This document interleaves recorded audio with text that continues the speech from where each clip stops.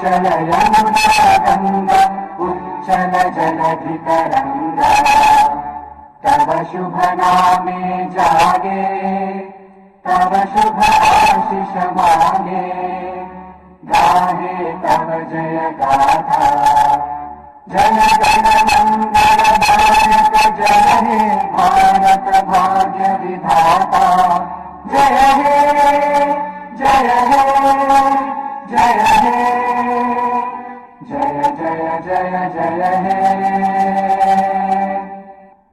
भारत माता की।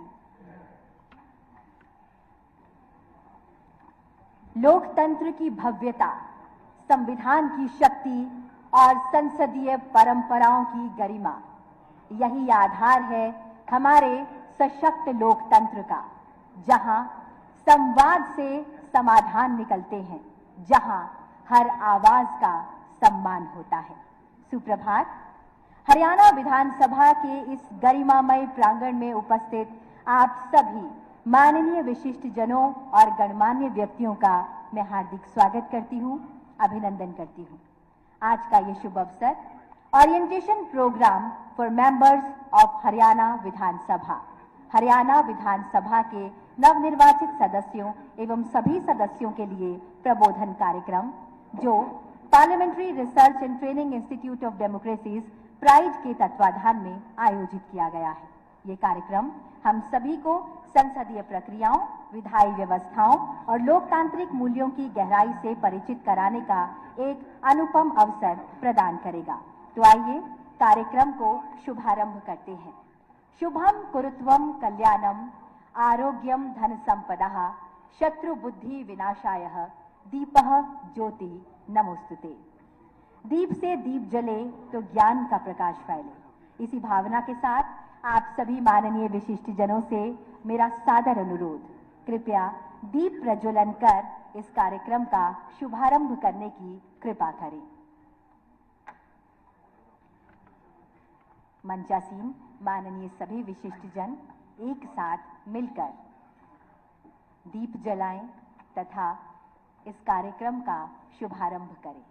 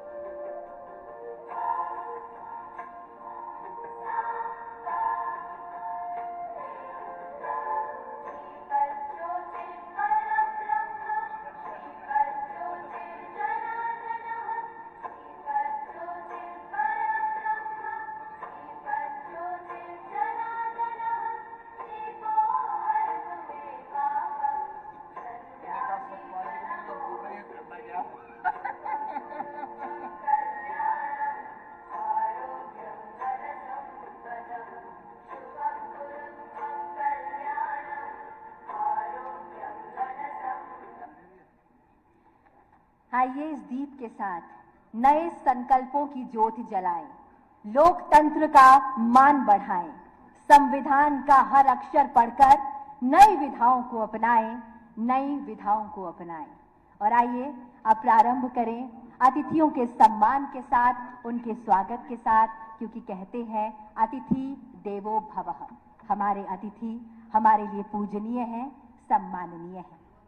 सर्वप्रथम मैं सादर अनुरोध करूंगी माननीय हरियाणा विधानसभा अध्यक्ष श्री हरविंदर कल्याण जी से कि आप मान्यवर कृपया माननीय लोकसभा अध्यक्ष श्री ओम बिरला जी को स्मृति चिन्ह भेंट करने की कृपा करें। आप सभी की जानकारी के लिए बताना चाहूंगी कि यह स्मृति चिन्ह विधान भवन की शानदार रेप्लिका है।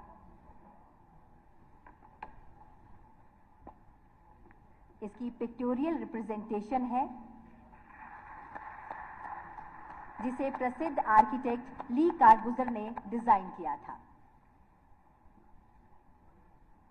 माननीय हरियाणा विधानसभा अध्यक्ष जी, आपसे मेरा सादर अनुरोध, कृपया आप ये स्मृति चिन्ह हमारे हरियाणा के माननीय मुख्यमंत्री श्री नायब सिंह जी को भी भेंट दें।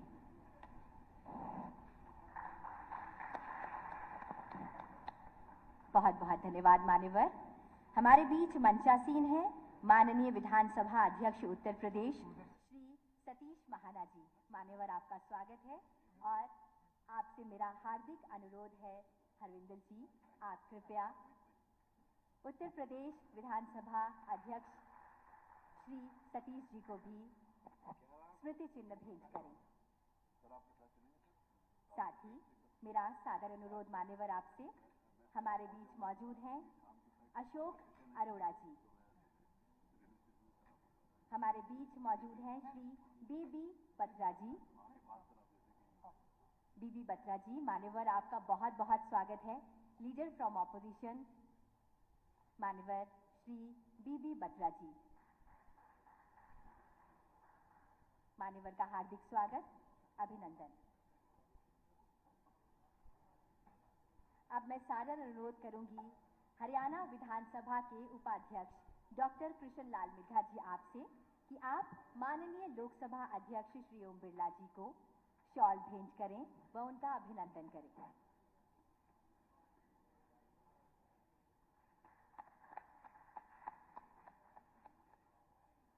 मान्यवर, आपका बहुत स्वागत। अब मैं आपसे पुनः अनुरोध करूंगी माननीय उपाध्यक्ष जी कि आप माननीय मुख्यमंत्री श्री नायब सिंह जी को भी शॉल भेंट करें व उनका स्वागत करें।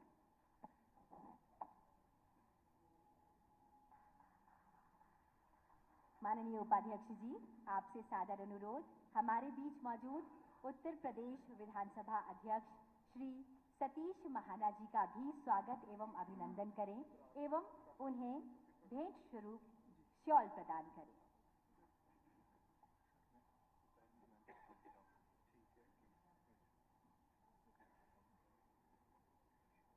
धन्यवाद मान्यवर।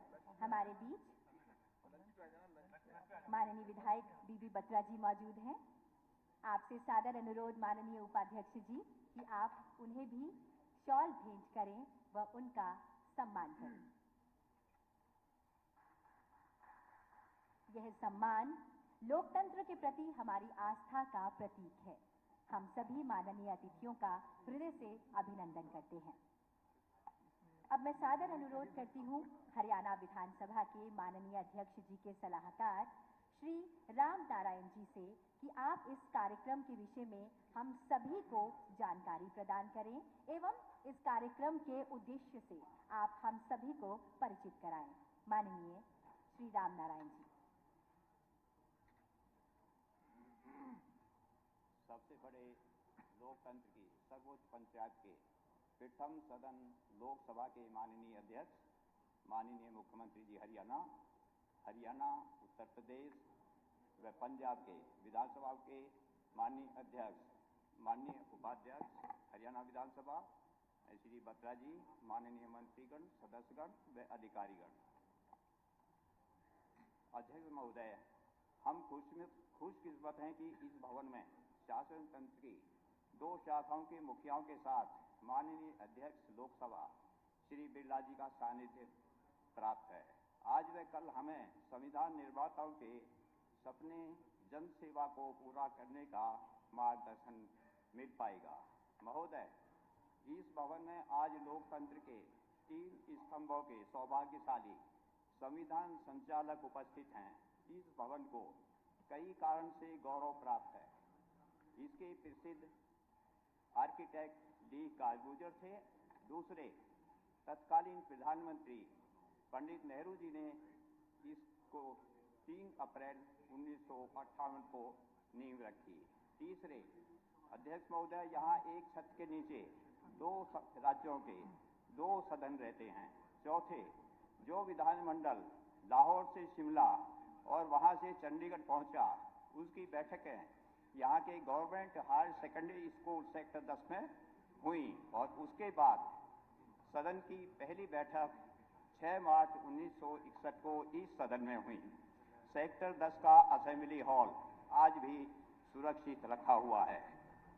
पांचवा कारण है अध्यक्ष महोदय, वर्ष 1920 में प्रथम अध्यक्ष सर फ्रेडरिक व्हाइटे के समय संसदीय प्रणाली की जो नींव भारत में पड़ी, जिसको 1925 के बाद ठोस परंपराएं दी प्रथम भारतीय अध्यक्ष विट्ठल भाई जे पटेल जी ने, और आजाद भारत के प्रथम अध्यक्ष फादर ऑफ द लोकसभा कहे जाने वाले श्री बावधनकर जी ने इस प्रणाली को आगे बढ़ाया। उस संसदीय प्रणाली को आगे मजबूती देने वाले लोकप्रिय अध्यक्ष श्री बिरला जी के आज दूसरे संबोधन से इस सदन का सिर ऊंचा हो रहा है। वहीं छठा कारण जहां मैं खड़ा हूं, जहां वीआईपी गैलरी में बैठकर 24 दिसंबर 1987 को कार्यवाही देखकर इस सदन का मान बढ़ा गए थे महामहिम लोकप्रिय महानेता श्री अटल बिहारी वाजपेयी जी। महोदय, महानुभावों के विचार जो जानने को यहाँ मिलेंगे, वह अवश्य ही डॉक्टर अंबेडकर की उस बात को साकार कर पाएंगे जो उन्होंने संविधान सभा में 18 मई 1949 को कही थी कि सदस्य को सदन में जो कर्तव्य निभाने होते हैं उनके लिए सांसारिक मामलों की जानकारी, उनका अनुभव और विशेष ज्ञान होना आवश्यक है। और ऐसी ही कुछ जानकारी देने का दायित्व हमारे पत्रकार भाइयों का भी है। यहाँ यह कहना अतिशयोक्ति नहीं होगा कि डॉक्टर अंबेडकर के इस कथन का साकार रूप देने का बीड़ा अध्यक्ष हरियाणा विधानसभा के आह्वान पर माननीय अध्यक्ष लोकसभा के मार्गदर्शन में लोकसभा की प्राइड टीम ने जैसे उठाया है।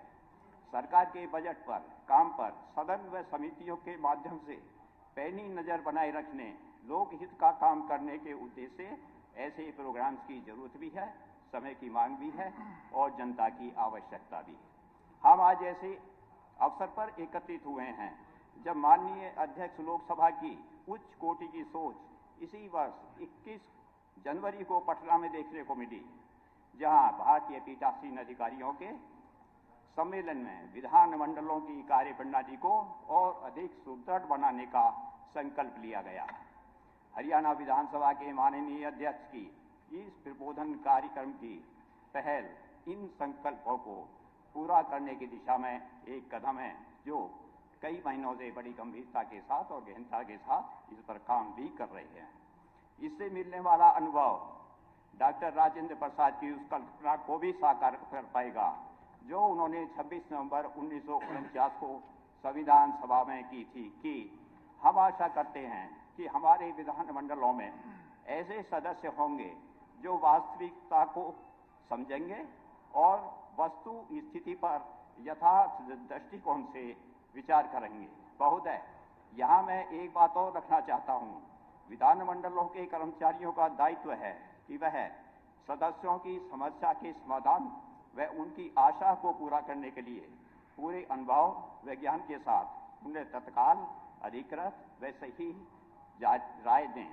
साथ ही संसदीय प्रणाली के अनुसार बेशक प्रशासनिक सचिव व उसके सहायक बहुत योग्य, बहुत अनुभवी हों, बेशक वह राजनीतिज्ञों के बीच में रहते हों, लेकिन वह राजनीतिज्ञों के समान नहीं हो सकते।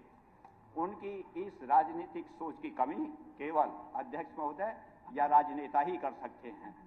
इस कार्यक्रम को सफल बनाने के लिए हमारे विधानसभा के सचिवालय के स्टाफ, लोकसभा के तथा सरकार ने पूरा सहयोग दिया है और दे रहे हैं। हमें महान वक्ताओं के विचार सुनने हैं जो इस यूनिक पार्लियामेंट्री सिस्टम को मजबूत बनाए रखने तथा लोकहित को साधने के लिए सहायक होंगे। इन्हीं शब्दों के साथ मैं अपनी बात को विराम देता हूं। धन्यवाद। जय भारत, जय संविधान।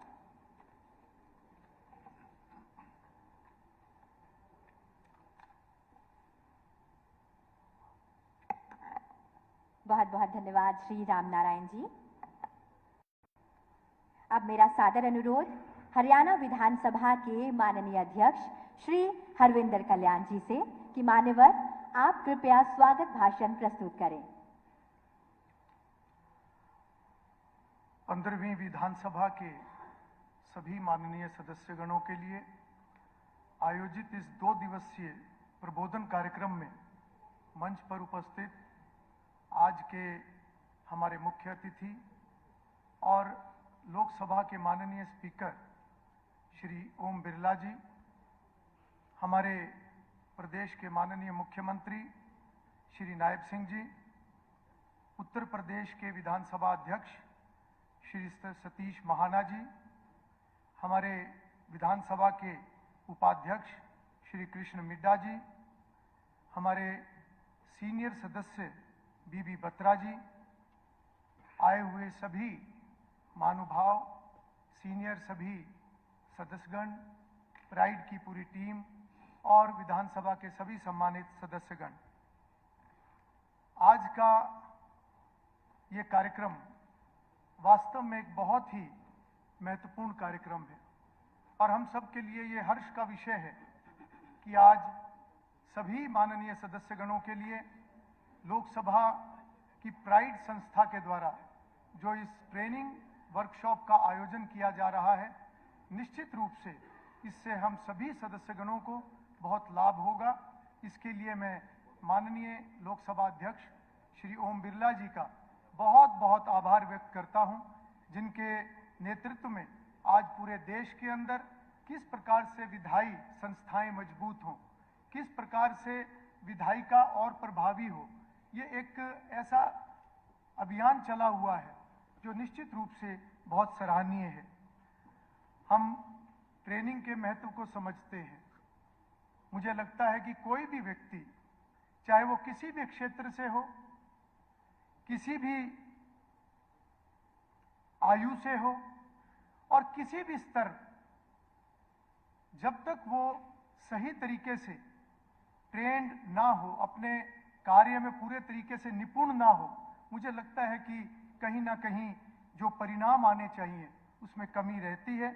ये सही है कि व्यक्ति की मेहनत, लगन, निष्ठा और ईमानदारी से परिणाम आते हैं, परंतु ये भी असलियत है कि अगर व्यक्ति को अपने विषय की गहन जानकारी हो, काम करने के तरीके की जानकारी हो, किस प्रकार से हम अपने विषय को आगे बढ़ा सकते हैं, जब तक इस तरीके से हम निपुण नहीं होंगे, जब तक इस तरीके से हम ट्रेन नहीं होंगे, तब तक और बेहतर परिणाम मैं समझता हूं कि वो बहुत मुश्किल है। इस नाते से आज का ये ट्रेनिंग सेशन सभी हमारे माननीय सदस्यगणों के लिए बहुत लाभकारी होगा। लोकतांत्रिक व्यवस्था में शासन तंत्र की तीनों शाखाओं में विधायिका का एक बहुत बड़ा महत्व है, क्योंकि विधानमंडलों के माध्यम से कानून का निर्माण होता है, संशोधन होता है, नीति निर्धारण की जाती है, बजट का प्रावधान, राजनीतिक और आर्थिक नियंत्रण, चाहे वो कार्यपालिका की जवाबदेही की बात है, चाहे वो प्रशासन की जिम्मेवारी की बात है और चाहे सरकार के कामकाज के ऊपर निगरानी रखने की बात है, ये सभी कार्य विधानमंडलों के माध्यम से होते हैं। और हम जानते हैं कि संसदीय प्रणाली की सफलता में जनप्रतिनिधियों का एक बहुत बड़ा एक रोल होता है, क्योंकि विधानमंडल अपने सदस्यों के माध्यम से ही सभी कार्यों को करता है, इसलिए सदस्यों का दायित्व बहुत अधिक बढ़ जाता है। ये सत्य है कि विधानमंडलों की कार्यक्षमता में जनता और देश के हित सुरक्षित हैं तथा ये सदस्यों की कार्यशैली पर ही निर्भर है। इसलिए सदस्यों का गंभीर होना, उनका आचरण अच्छा होना, विषयों की पूरी जानकारी होना, कानून नियमों की गहन जानकारी और उसके साथ साथ संसदीय प्रणाली के तरीके, प्रथाओं का ज्ञान और अनुशासित होना, ये सभी कहीं ना कहीं सदस्यों के लिए बहुत जरूरी है। बाबा साहब ने एक बार कहा था कि विधानमंडल जनता के फायदे के लिए काम करते हैं, इसलिए उनके कुछ अधिकार व शक्तियां होनी चाहिए। ये सभी शक्तियां, ये सभी अधिकार संविधान ने इसका प्रावधान हम सब के लिए रखा हुआ है। संसदीय डिवाइसेस के मेथड्स के माध्यम से और चाहे सदस्यों को जो विशेषाधिकार जो प्राप्त हैं, उसमें चाहे सूचनाओं का अधिकार है, चाहे प्रस्ताव लाने की बात है, चाहे अपनी बात रखने की स्वतंत्रता की बात है, ये सभी अधिकार सभी माननीय सदस्यगणों को मिले हुए हैं। और इसलिए सदस्य जितना अपने कार्य में निपुण होगा, उतना ही विधानमंडल की कार्य क्षमता बढ़ेगी और जितने गंभीर होंगे उतनी ही विधायिका भी प्रभावी होगी, जिस दिशा में आज माननीय हमारे लोकसभा अध्यक्ष इस दिशा में बहुत कार्य लगातार कर रहे हैं। आज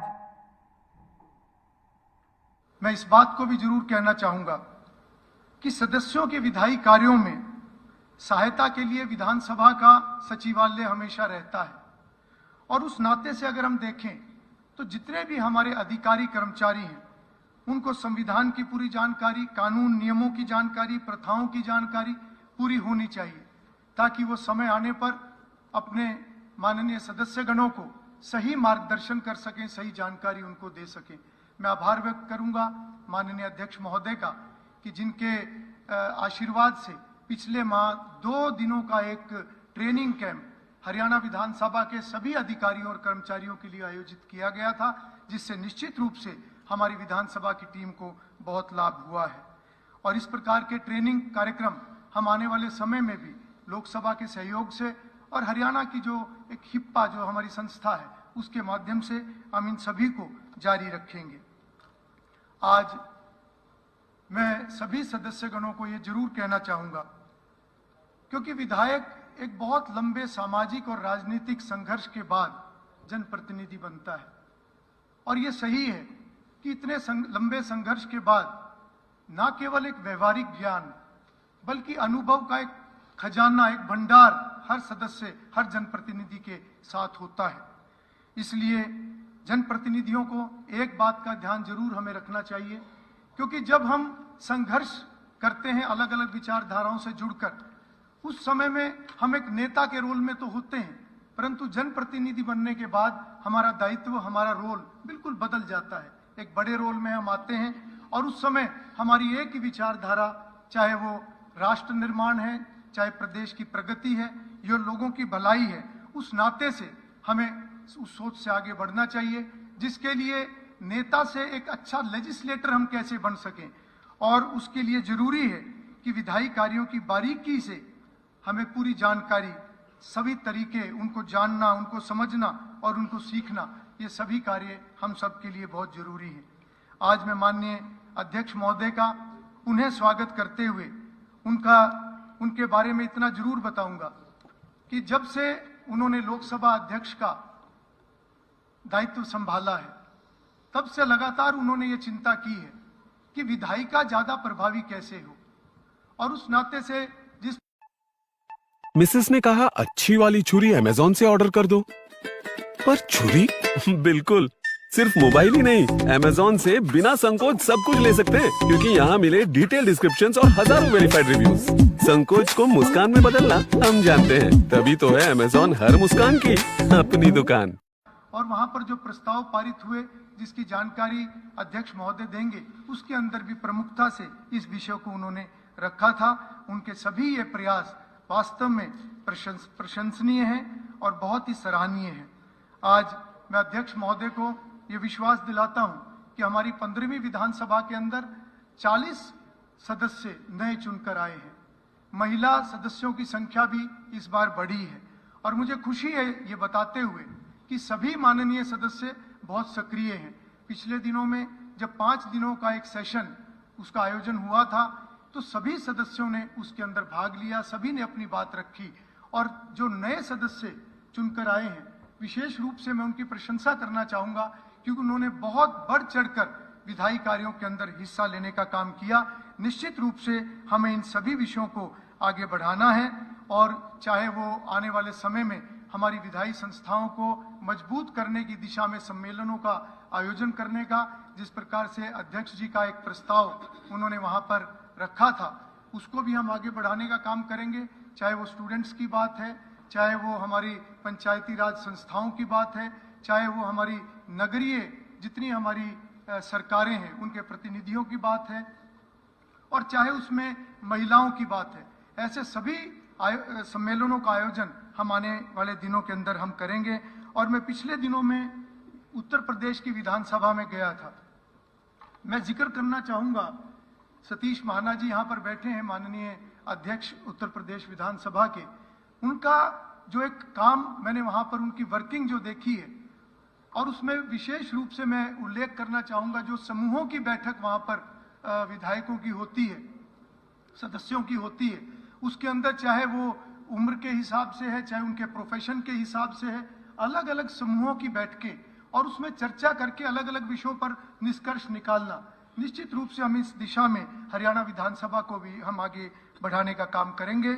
मैं अंत में सभी का आभार व्यक्त करते हुए इतना जरूर कहूंगा कि आज एक महान सदन के सदस्य के रूप में हमें एक बड़ी सोच के साथ आगे बढ़ना है। न केवल हमारे सामने जो एक लक्ष्य रहता है अपने विधानसभा में, जो हम एक लोगों से जो हमारे वायदे होते हैं, लोगों की समस्याएं दूर करने की बात है, परंतु आज के इस रोल के अंदर हम एक जनप्रतिनिधि के नाते पूरे हरियाणा प्रदेश को किस प्रकार से हम आगे बढ़ा सकते हैं। और उसमें विशेष रूप से मैं कहना चाहूंगा कि आज पर्यावरण और युवाओं को नशे से रोकने की दिशा में जो एक ऐसे चैलेंजेस हमारे सामने हैं, उस दिशा में भी हमें काम करना है। और मैं माननीय अध्यक्ष महोदय को भी बताना चाहूंगा कि हमने ये योजना बनाई है कि आने वाले समय में हम हरियाणा विधानसभा की जितनी हमारी समितियां हैं उसके अंदर हम युवा मामलों की एक समिति बनाएंगे और साथ ही साथ एक पर्यावरण के विषय पर भी हम एक समिति बनाने का काम करेंगे, जो सरकार के साथ जुड़कर और जनप्रतिनिधियों के जो एक अनुभव है इस विषय को और प्रभावी तरीके से सरकार आगे बढ़ा सके, उस नाते से हम काम करने का आगे प्रयास करेंगे।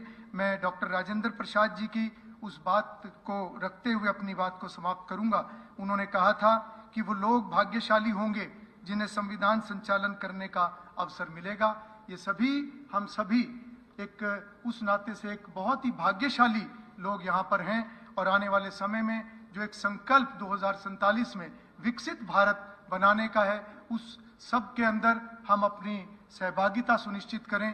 इन्हीं शब्दों के साथ मैं पुनः माननीय लोकसभा अध्यक्ष जी का यहाँ पर पहुँचने पर बहुत बहुत स्वागत करता हूँ और सभी अध्यक्ष अपने सदस्यगणों का आभार व्यक्त करता हूँ, क्योंकि 14 और 15 तारीख को बहुत ज़्यादा शादियां हैं, बहुत सारा एक सामाजिक हर जनप्रतिनिधि के कम से कम 50-50, 100-100 निमंत्रण एक दिन के होते हैं। उसके बाद भी सभी माननीय सदस्यगण यहाँ पर आए हैं। मैं विशेष रूप से आप सभी का आभार व्यक्त करता हूँ और उम्मीद करता हूँ कि 2 दिवसीय ट्रेनिंग सेशन से हम बहुत कुछ सीख कर जाएंगे और एक अच्छे लेजिस्लेटर आने वाले समय में हम बने, उस नाते से हम बहुत ध्यान से हर टॉपिक को सुनने का काम करेंगे। बहुत बहुत धन्यवाद। बहुत बहुत धन्यवाद मान्यवर।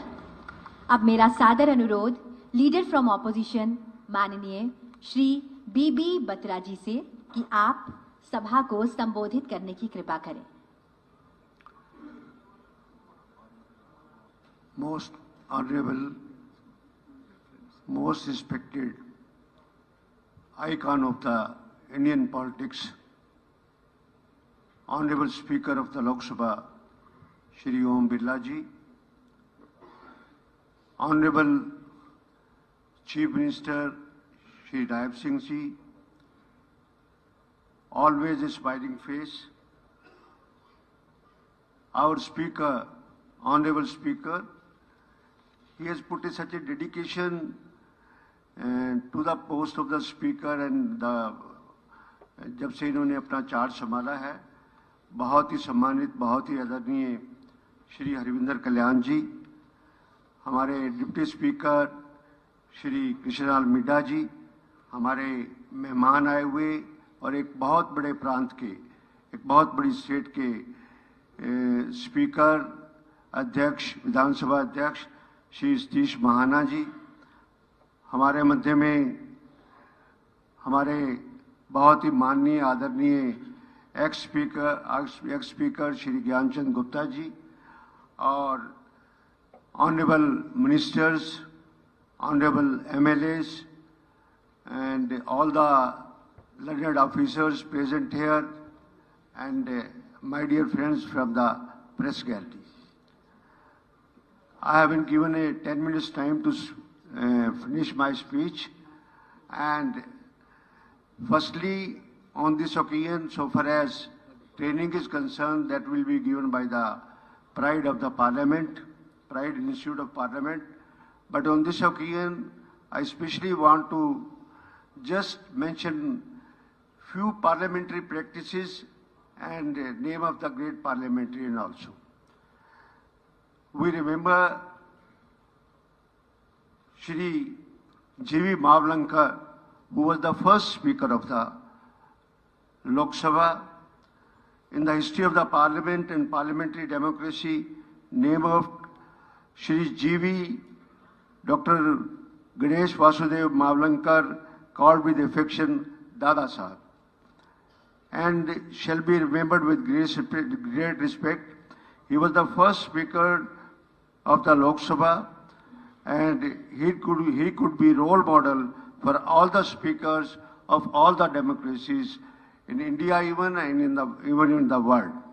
And once a small, I insist, tell you in a very brief that a speaker साहब कम मिलते थे। उस समय पंडित नेहरू प्रधानमंत्री हुआ करते थे और उन्होंने समय चाहा कि मैंने आपसे मिलना है, तो पंडित नेहरू ने ये कहा कि no, prime minister will come to the chamber of the speaker, speaker will not come to the prime minister. This was the spirit of the democracy at that time. Then most distinguished person of the first Lok Sabha, I also would like to mention their name also, that from the Congress party, it was Pandit Nehru, who was a Prime Minister, who remained Prime Minister, Purushottam Das Tandon. These were the parliamentary, जिनका parliament के अंदर बहुत बड़ा योगदान रहता था. उसमें Harikrishna Mehtab, S.K. Patil, V.N. Gadgil, Sohan Singh, R Venkataraman, N.G. Ranga, Seth Govind Das, Thakurdas Bhargava. And there were also very बड़े निपुण पार्लियामेंट्रियन अपोजिशन से भी थे. Acharya Kripalani, Shri Ashok Mehta, Shri Shyama Prasad Mukherjee, Shri A K. Gopalan, Shri H.N. Mukherjee, Shri N.C. Chatterjee, Renu चक्रवर्ती, मगा Sinha, H.V. Kamath, Sardar Hukam Singh, and others. Because today that is assembly, otherwise also, and one thing, in the presence of our honorable Speaker of the Lok Sabha, I would like to today mention the name of the Dr. Sarvapalli Radhakrishnan. He was the chairman of the Rajya Sabha, and he was a great multi-faced personality with uncommon brilliance. और राधा कृष्ण जी राज्यसभा के सबसे अच्छे सभापति रहे और उन्होंने अपने समय में अपोजिशन को ज़्यादा टाइम देते थे बनिस्बत रूलिंग टाइम को, वहाँ पर जब वो थे. और उनके वर्ड्स हैं डेमोक्रेसी के बारे में, a democracy is likely to degenerate into tyranny if he doesn't allow the opposition group to criticize fairly, freely, and frankly the policies of the government. This was the spirit of later on he became the president also. And if we count, then we pay tribute to the Pandit Jawaharlal Nehru also. He was the founder of the parliament democracy. He used to listen the criticism also. He used to listen, उस समय doctor Ram Manohar Lohia उनके खिलाफ personally भी बहुत बोलते थे और बड़ी स्माइलिंग फेस से उसको टॉलरेट करते थे, सब कुछ करते थे.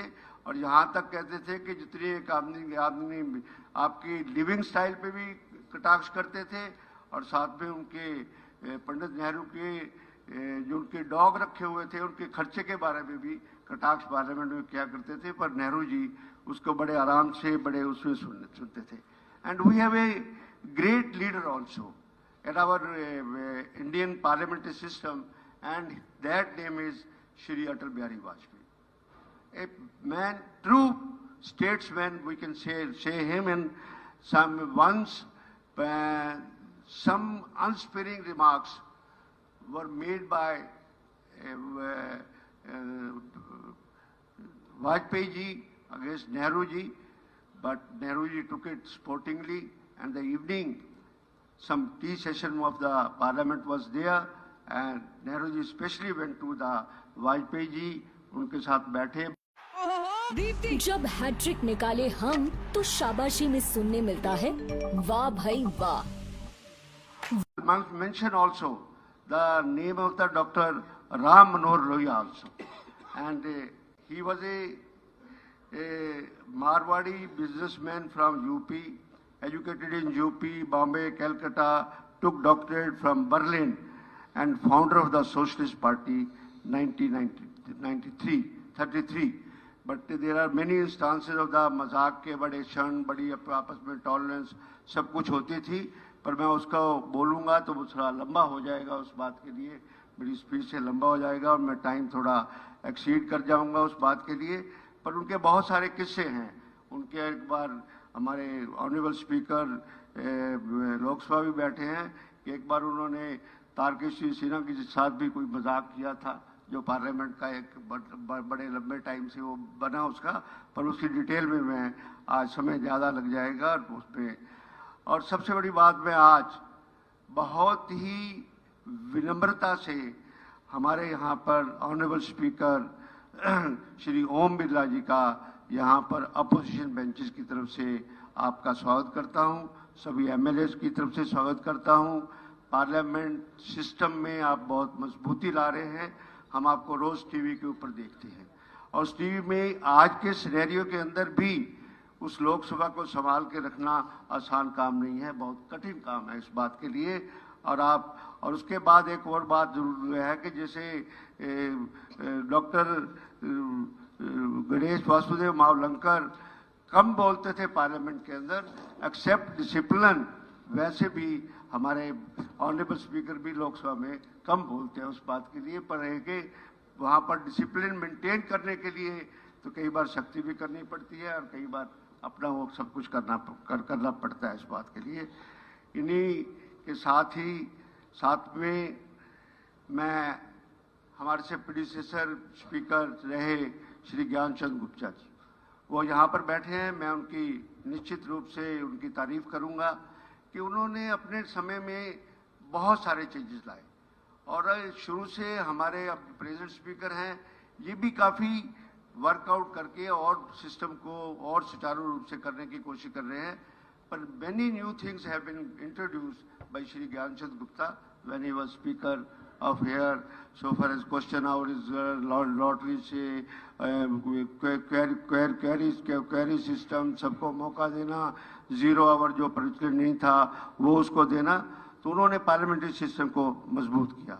आई also put a word of praise for our honourable chief minister also, although in the house only अब बजट सेशन आएगा उसके बाद, पर इनका भी स्वभाव और सबके साथ जो देखता हूँ कि हमेशा ही मैंने देखा है कि वो हमेशा ही मुस्कुराते रहते हैं, मुस्कुराहट हमेशा उनके फेस के ऊपर रहती है, बहुत अच्छे आदमी। और आखिर में मेरे को मौका दिया ऑनरेबल स्पीकर हरविंदर कल्याण जी ने बोलने का, उनका मैं बहुत आभार व्यक्त करता हूं।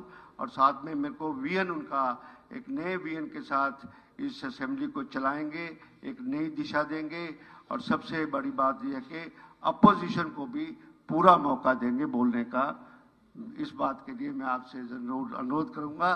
बाकी तो सरकार बैठी है, सब कुछ है। एक छोटा सा हमारा honourable speaker of the Lok Sabha is present here, although it's not a subject which is related with today's conference, but thing is only that we in Haryana, in the share of this assembly hall, we have been given only 27% share, and that intervention is you are required that 40% share is 13% share हमारा पंजाब ने दबा के रखा हुआ है।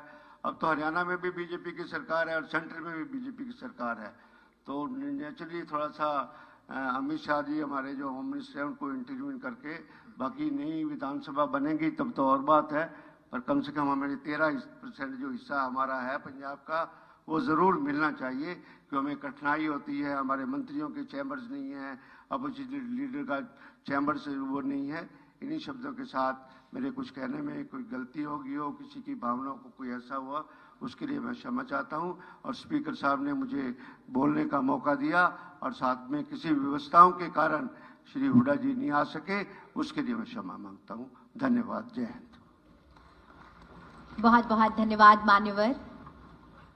हमने पूर्व प्रधानमंत्री भारत रत्न श्री अटल बिहारी वाजपेयी जी की बात की, तो आगे बढ़ने से पहले वो पंक्तियां जो एक कहती हैं, बाधाएं आए तो आए, घिरे प्रलय की घोर घटाएं, पांव के नीचे अंगारे, सिर पर बरसे यदि ज्वालाएं, निज हाथों में हंसते हंसते आग लगाकर जलना होगा, कदम मिलाकर चलना होगा, कदम मिलाकर चलना होगा। निश्चित रूप से एक साथ कदम साथ मिलेंगे तभी हम पूरा करेंगे लक्ष्य विकसित भारत का। अब मेरा सादर अनुरोध उत्तर प्रदेश विधानसभा अध्यक्ष श्री सतीश महाना जी से कि आप मान्यवर हम सभी को संबोधित करने की कृपा करें।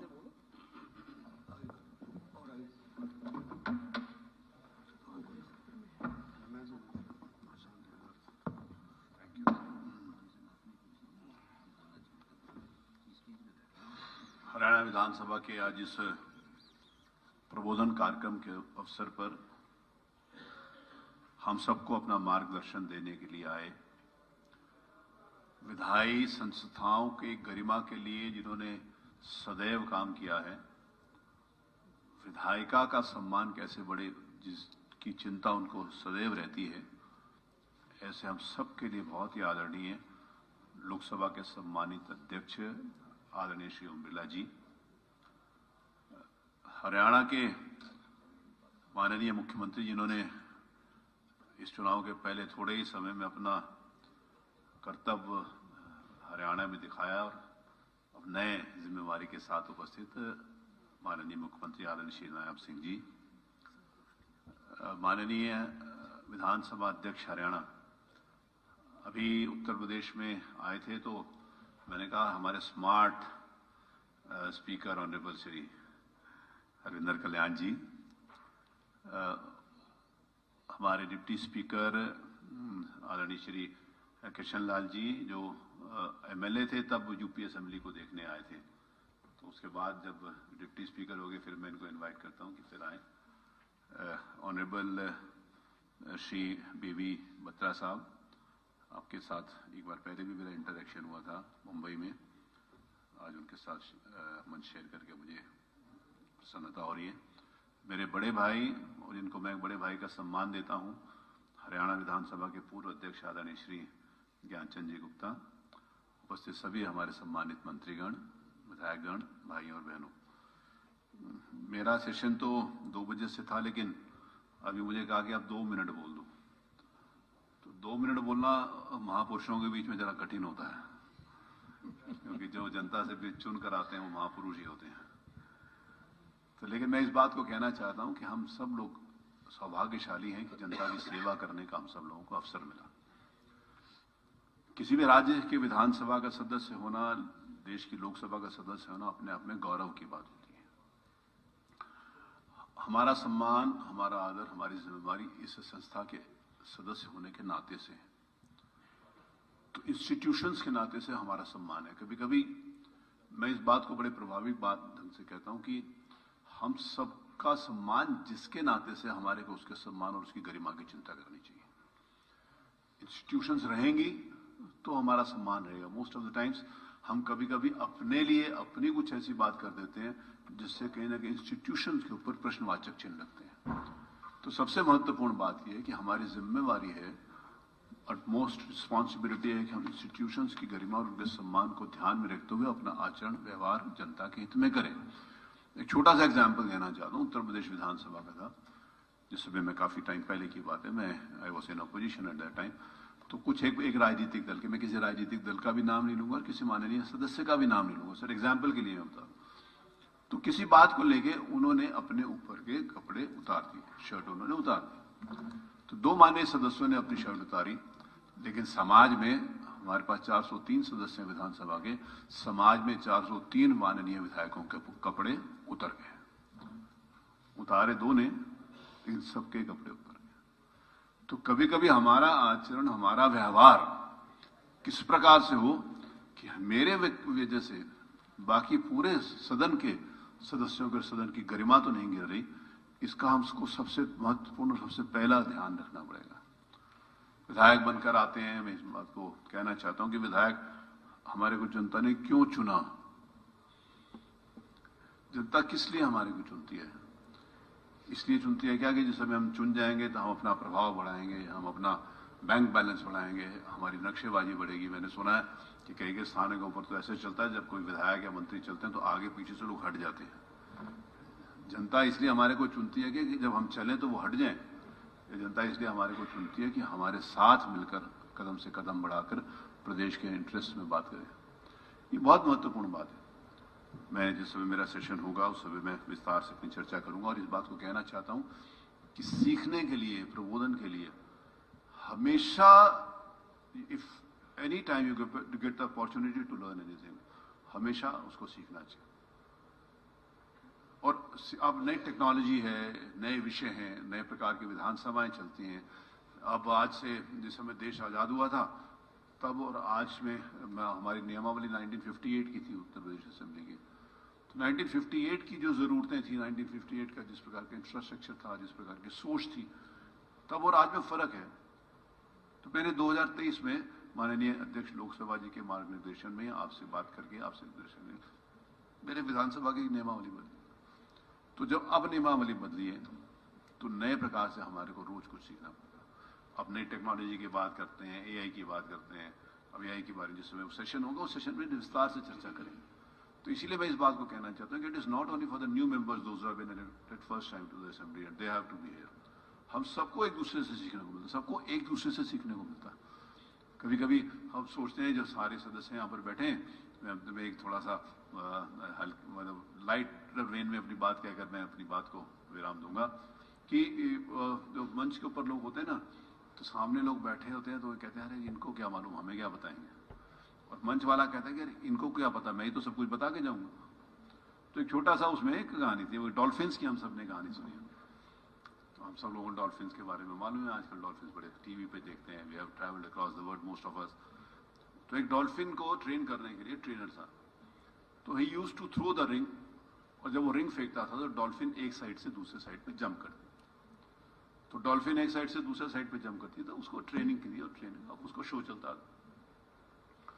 तो एक बार एक डॉल्फिन जो ट्रेनर था, जो डॉल्फिन को ट्रेन करता, उसका बच्चा उसके साथ गया। उसने कहा कि dad how do you train that dolphin, you throw the ring and the dolphin jumps from one side to the other side of the ring, ये कैसे होता है। तो उसने कहा कम आई शो यू। तो उसने रिंग फेंका तो डॉल्फिन कूदी। तो उसने कहा dad how much time did you take to train the dolphin. तो उसने कहा कि as dolphin is a dumb type of animal, it took me 3 months to train it. कि जब मैं रिंग फेंकता था तो उसको ट्रेनिंग करने में 3 महीने लगे कि एक साइड से दूसरे साइड, वो बिल्कुल बेवकूफ किस्म का प्राणी। एक दिन डॉल्फिन के बच्चे ने पूछा कि mom how do you jump from one side to the other side of the ring. Come I show you. तो उसको दिखाया, ट्रेनर रिंग फेंकी, वो जंप कर। तो डॉल्फिन के बच्चे ने पूछा कि mom how much time did you take to train that man. तो उसने कहा as man is a dumb type of animal, it took me 3 months to train him.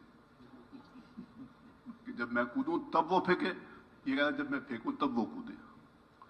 तो कभी कभी जब हम लोग बैठते हैं ना, तो कोई बात आती है समझने की, सीखने की, तो हम समझते हैं हमारे को बहुत कुछ मालूम है। लेकिन सीखने के लिए लाइफ भर में जब भी अपॉर्चुनिटी मिले, आप जनता के बीच में जाते हैं, एक गरीब आदमी के पास जाते हैं, एक विद्वान के पास जाते हैं, बड़े आदमी के पास जाते हैं, एक विधायिका के पास जाते हैं, each and every time you get the opportunity to learn something. तो ये एक दूसरे से सीखना होता है। मेरे को आदरणीय श्री स्पीकर साहब ने, कल्याण साहब ने कहा कि आपको कुछ सिखाना है, तो मैंने कहा हो सकता है मैं बहुत कुछ सीख कर आऊँ विधानसभा हरियाणा से। तो शायद मैं यहाँ बहुत सिखाने के लिए नहीं, आपसे कुछ सीखने के लिए उपस्थित हूँ। मुझे विश्वास है कि मैं आज जरूर कुछ न कुछ सीख कर जाऊँगा, जो नया मैं उत्तर प्रदेश के विधानसभा में कर पाऊँगा। आपने मुझे बुलाया और ऑनरेबल स्पीकर श्री ओम बिरला जी को उपस्थिति में बुलाया। उनकी उपस्थिति ही मेरे को ऊर्जा देती है। और कभी कभी मैं थोड़ा सा आगे काम करने के लिए कई अवसर ऐसे थे, एक नहीं कई, तो मेरे को कोई कठिनाई होती है। रविंदर जी, आपको भी एक सुझाव दूंगा कि जब कोई चीज़ समझ में ना आए ना कि क्या करनी है, उस समय फ़ोन मिला लेना देश के लोकसभा अध्यक्ष जी के पास, तो आपको समझ में आ जाए कि कौन सा रास्ता सही है, आप उस रास्ते के ऊपर काम करोगे, ऐसा मेरा विश्वास है। मैं पुनः एक बार आप सबको बहुत बहुत आभार व्यक्त करते हुए, हमारे मित्र माननीय मंत्री जी, विपुल जी, बहुत सारे लोग यहाँ पर उपस्थित हैं, with due respect and regards to each and everyone, मैं आपको बहुत बहुत धन्यवाद देता हूँ कि आपने मुझे यहाँ पर बुलाया। मेरे सेशन में मुझे कुछ बोलने का अवसर मिलेगा तो थोड़ी विस्तार से चर्चा करेंगे। बहुत बहुत धन्यवाद। बहुत बहुत धन्यवाद मान्यवर। अब मेरा सादर अनुरोध हरियाणा के यशस्वी मुख्यमंत्री, जन कल्याण और सुशासन के ध्वजवाहक माननीय नायब सिंह जी से कि आप अपना प्रेरणादायी संबोधन प्रस्तुत करें।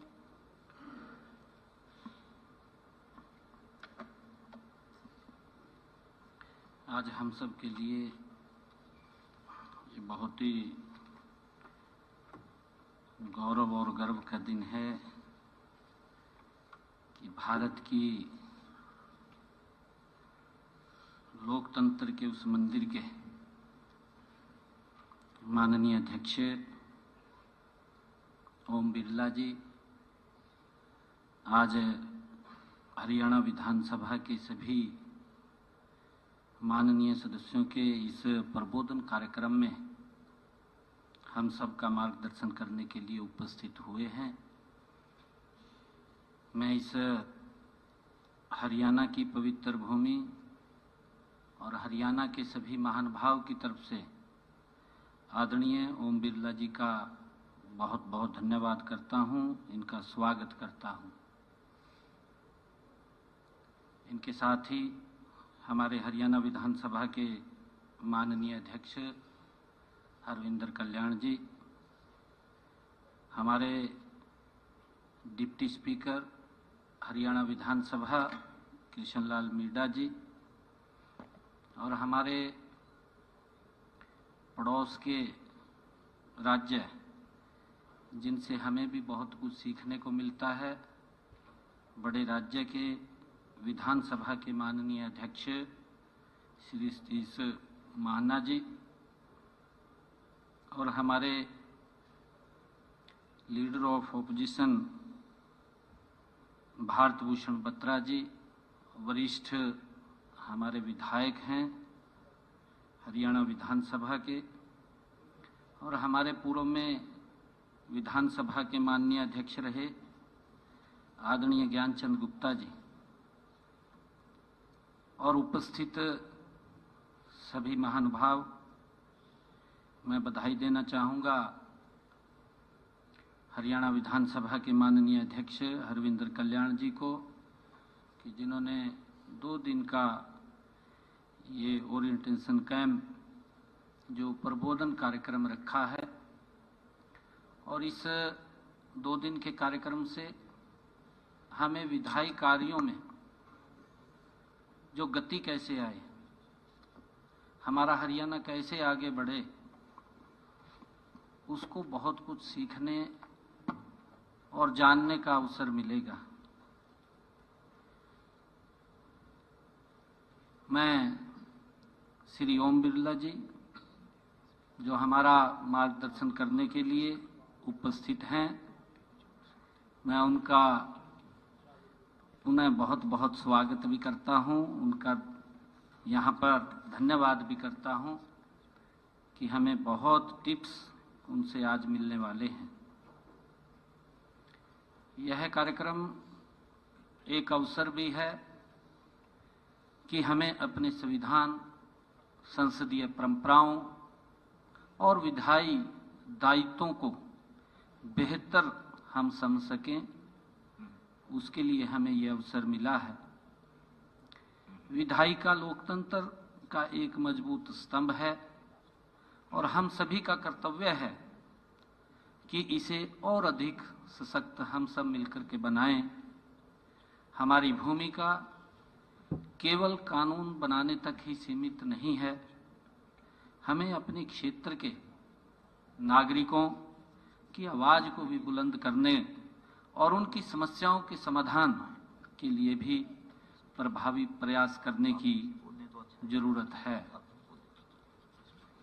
इस प्रबोधन कार्यक्रम में मेरे से पहले हमारे माननीय अध्यक्ष जी ने भी इसके ऊपर प्रकाश डाला है, इसके महत्व और उपयोगिता के बारे में काफ़ी चर्चा उन्होंने की है।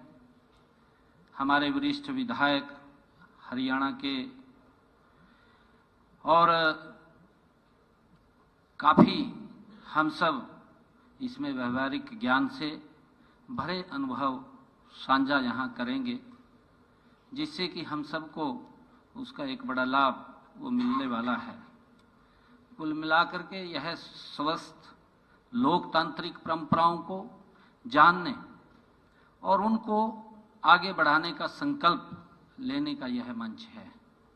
मुझे विश्वास है कि इसमें भाग लेने वाला हर सदस्य यहाँ से एक नया सकारात्मक दृष्टिकोण लेकर जाएगा, जो समाज व प्रदेश के प्रति जिम्मेदारियों के निर्वहन में उसका मार्गदर्शन बनकर के काम करेगा। अगले 2 दिनों में यहाँ विधान पालिका की कार्यप्रणाली पर विचार मंथन होगा। मुझे खुशी है कि इससे विधान पालिका के कई वरिष्ठ और अनुभवी विशेषज्ञ हमारा मार्गदर्शन करेंगे।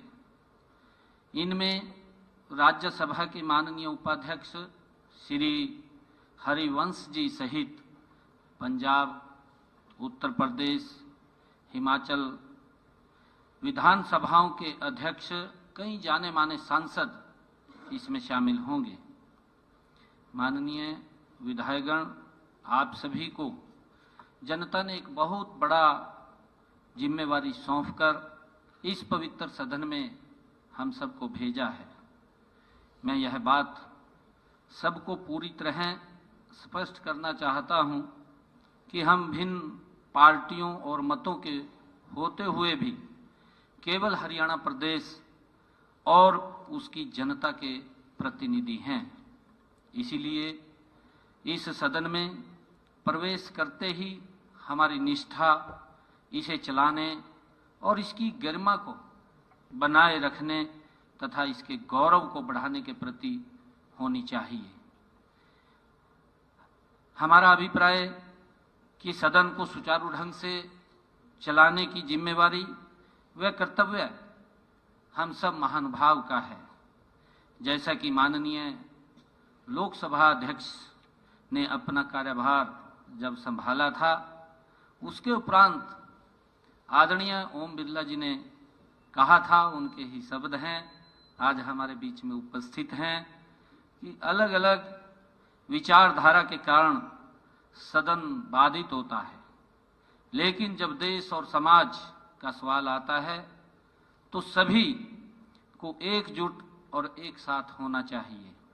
यही सदन की अभिव्यक्ति होनी चाहिए।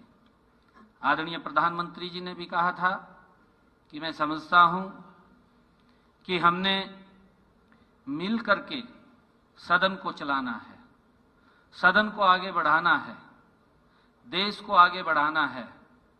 इस काम को लेकर के चलना होगा।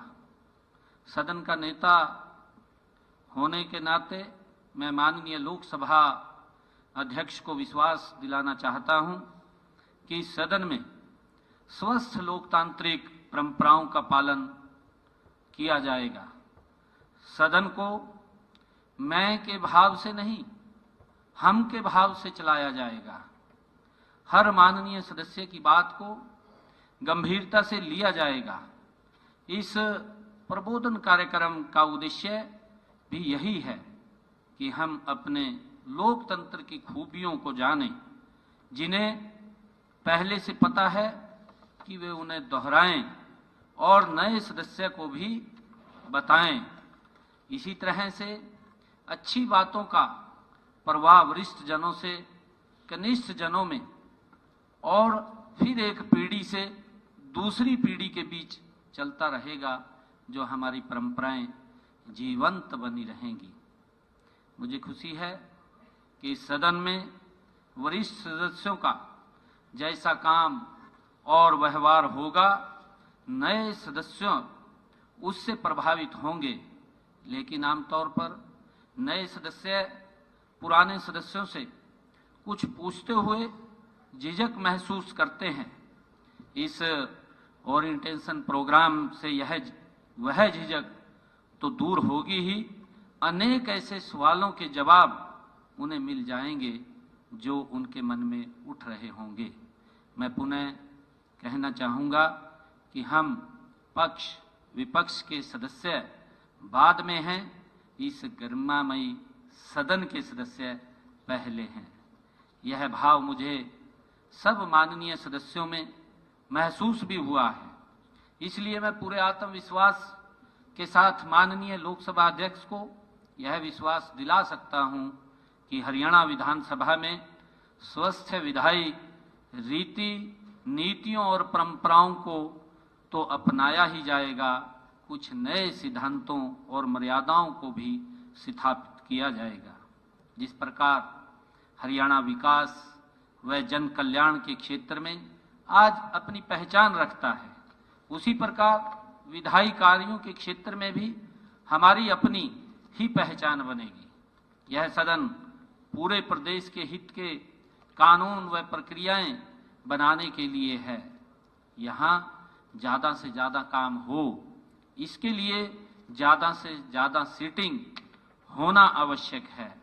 साथ ही सीटिंग कारगर भी होनी चाहिए।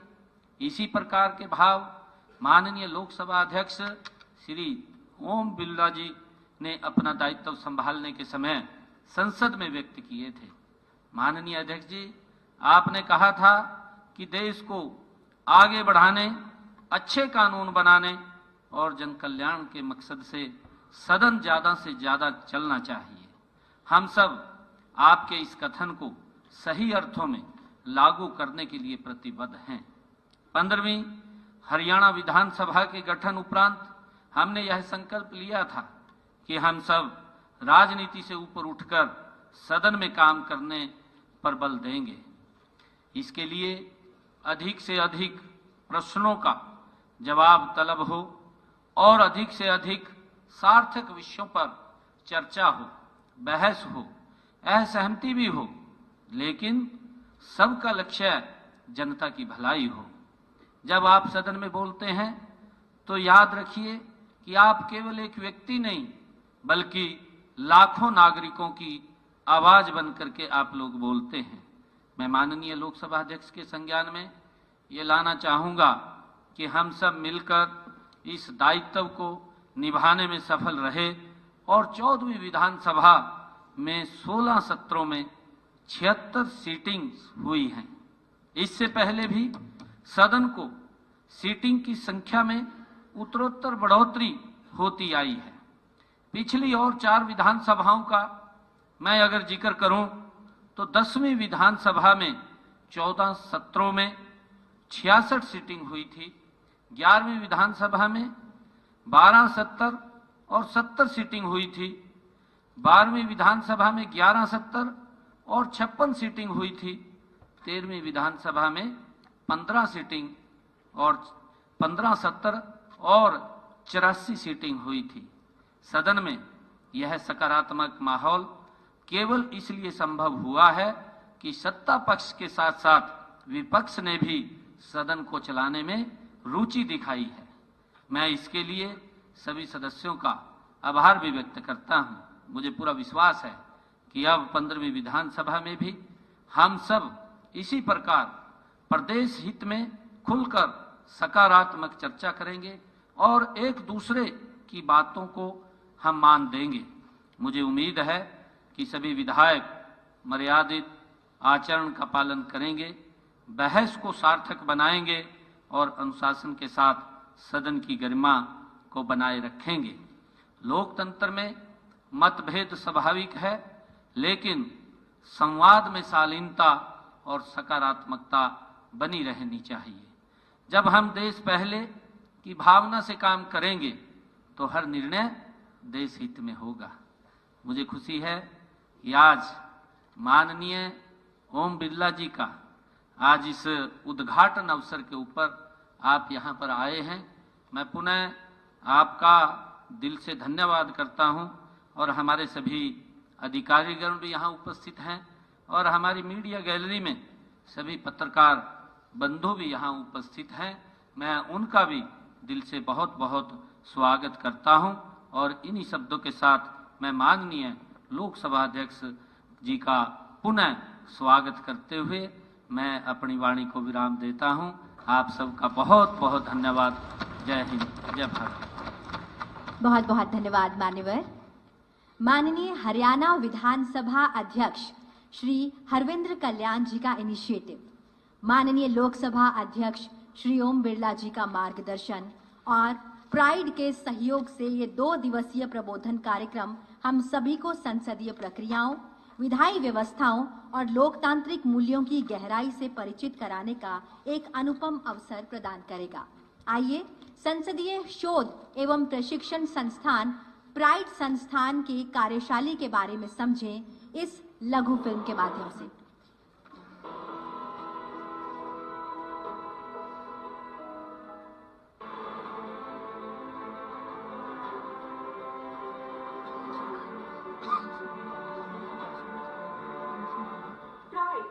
संसदीय अनुसंधान और प्रशिक्षण संस्थान, जिसे पहले बीपीएसटी के नाम से जाना जाता था, 1 जनवरी 1976 को लोकसभा सचिवालय के एक अभिन्न हिस्से के रूप में स्थापित किया गया था। संसद भवन के केंद्रीय कक्ष में आयोजित एक विशेष कार्यक्रम में प्राइड ने औपचारिक रूप से अपने कार्य शुरू किए। इसका उद्देश्य संसद सदस्यों, संसदीय कर्मचारियों और अन्य संबंधित हितधारकों को संसदीय संस्थानों के जटिल कार्यों को समझने के लिए आवश्यक उपकरण, प्रशिक्षण और जानकारी प्रदान करना है। यह संस्थान सैद्धांतिक ज्ञान और व्यवहारिक अनुभव के बीच की खाई को पाटकर लोकतांत्रिक प्रक्रियाओं को दक्षता और आत्मविश्वास के साथ मजबूत करता है। भारतीय संसद में क्षमता निर्माण की महत्वपूर्ण जिम्मेदारी प्राइड को दी गई है, ताकि संसदीय प्रक्रियाओं, नियमों और कार्य प्रणाली में व्यवस्थित प्रशिक्षण और उन्मुखीकरण प्रदान किया जा सके। जो सदस्य इसके पक्ष में आ गए, जो विरोध में ना गए, मेरे विचार में निर्णय हाँ वालों के पक्ष में प्रस्ताव स्वीकृत हुआ। प्राइड का प्रभाव और पहुंच व्यापक है। यह संस्थान विधायी ढांचे में क्षमता निर्माण की आवश्यकता को पहचानते हुए सांसदों, नौकरशाहों और अन्य संबंधित हितधारकों को अपने ज्ञान और क्षमताओं को बेहतर बनाने के लिए कई अवसर प्रदान करता है। नवनिर्वाचित लोकसभा सदस्यों के लिए प्राइड प्रत्येक नई लोकसभा के गठन के बाद 2 दिवसीय उन्मुखीकरण कार्यक्रम आयोजित करता है। इन कार्यक्रमों में संसदीय कानून, प्रक्रियाओं, परंपराओं और शिष्टाचार की जानकारी दी जाती है।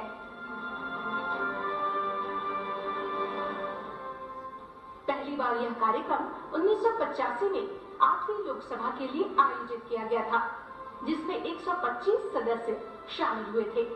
इस परंपरा को जारी रखते हुए हाल ही में अगस्त 2024 में 18वीं लोकसभा के नवनिर्वाचित सदस्यों के लिए उन्मुखीकरण कार्यक्रम आयोजित किया गया। प्राइड राज्य विधानसभाओं के सदस्यों के लिए भी इसी तरह के कार्यक्रम आयोजित करता है, जो नई दिल्ली या संबंधित राज्य की राजधानी में आयोजित किए जाते हैं। ये कार्यक्रम 1981 में अरुणाचल प्रदेश विधानसभा से शुरू हुआ और तब से कई विधायकों को विधायी प्रक्रियाओं, बजट प्रक्रिया और संसदीय विशेषाधिकारों की जानकारी दी गई है। हाल ही में जनवरी 2025 में जम्मू और कश्मीर विधानसभा के नवनिर्वाचित सदस्यों के लिए जम्मू में एक उन्मुखीकरण कार्यक्रम आयोजित किया गया। सांसदों के अलावा प्राइड लोकसभा, राज्यसभा और राज्य विधानसभाओं के सचिवालय के अधिकारियों के लिए क्षमता निर्माण कार्यक्रम भी आयोजित करता है। इन कार्यक्रमों के माध्यम से कार्यात्मक कौशल विकसित किए जाते हैं और उन्हें संसदीय दृष्टिकोण से प्रशिक्षित किया जाता है। सचिवालय के अधिकारियों को यूके, ऑस्ट्रेलिया और यूरोप की संसदों में उन्नत प्रशिक्षण के लिए भेजा जाता है। प्राइड नियमित रूप से भारतीय प्रशासनिक सेवा, भारतीय विदेश सेवा, भारतीय पुलिस सेवा, भारतीय राजस्व सेवा और भारतीय आर्थिक सेवा सहित कई अखिल भारतीय केंद्रीय सेवाओं के प्रशिक्षुओं के लिए संसदीय प्रक्रियाओं पर प्रशंसा पाठ्यक्रम आयोजित करता है। इसके अलावा विभिन्न मंत्रालयों, विभागों और सार्वजनिक उपक्रमों के मध्य और वरिष्ठ स्तर के अधिकारियों के लिए भी कार्यक्रम आयोजित किए जाते हैं। प्राइड देश भर के स्कूलों, कॉलेजों और शैक्षणिक संस्थानों के छात्रों के लिए 1 दिवसीय अध्ययन यात्राएं आयोजित करता है। इन यात्राओं का उद्देश्य छात्रों को संसद की कार्य प्रणाली से परिचित कराना और लोकतंत्र में इसकी महत्वपूर्ण भूमिका को उजागर करना है। लोकसभा अध्यक्ष से मुलाकात भी आयोजित की जाती है, जहां छात्रों को सीधे संसदीय नेतृत्व के साथ बातचीत करने का अवसर मिलता है। प्राइड ने अंतर्राष्ट्रीय स्तर पर भी अपनी मजबूत पहचान बनाई है। 1985 से विदेश मंत्रालय की ITEC योजना के तहत प्राइड हर साल 2 प्रमुख अंतर्राष्ट्रीय प्रशिक्षण कार्यक्रम आयोजित करता है। संसदीय इंटर्नशिप कार्यक्रम Invisalign for my wedding smile. Comfortable, predictable and precise. Ma'am, how does ODM ensure a perfect balance between academics and co-curricular activities so students excel in both? We at ODM have a well-structured approach in our daily curriculum. We have a holistic timetable where academics and co-academics are well balanced. They run hand in hand and not opposed to each other. Along with that, we have very good faculty and mentors who try to tap out the potential of every child. We have a personalized सक्षम हो सके।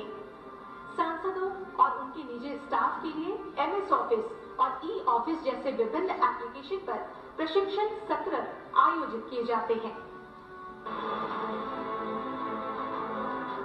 गौरव pride की प्रमुख पहल है, जिसे लोकसभा अध्यक्ष श्री ओम बिरला के निर्देशन में शुरू किया गया था। यह त्रैमासिक प्रकाशन अप्रैल 2021 से विभिन्न प्रशिक्षण कार्यक्रमों और संस्थान की गतिविधियों की जानकारी साझा करने के लिए समर्पित है। 2008 से प्राइड इंटर्नशिप कार्यक्रम चला रहा है, जो मेधावी छात्रों को संसदीय लोकतंत्र की कार्यप्रणाली को समझने का अवसर प्रदान करता है। 2022 से प्राइड ने पंचायती राज संस्थाओं के लिए परिचयात्मक कार्यक्रम शुरू किए हैं। ये कार्यक्रम देहरादून, शिलोंग, लेह और श्रीनगर जैसे स्थानों पर आयोजित किए गए। 17वीं लोकसभा से प्राइड ने नो योर लीडर और नो योर कॉन्स्टिट्यूशन कार्यक्रम शुरू किए। इसके अलावा राष्ट्रीय और अंतर्राष्ट्रीय महत्व के दिनों का आयोजन भी किया जाता है, जैसे अंतर्राष्ट्रीय महिला दिवस और राष्ट्रीय युवा संसद महोत्सव। अब तक प्राइड ने 115 देशों के 4,01,379 से अधिक अंतर्राष्ट्रीय प्रतिभागियों को प्रशिक्षित किया है। राष्ट्रीय स्तर पर 3,58,161 से अधिक प्रतिभागी और प्रशंसा पाठ्यक्रमों में 17,849 प्रतिभागी शामिल हुए हैं।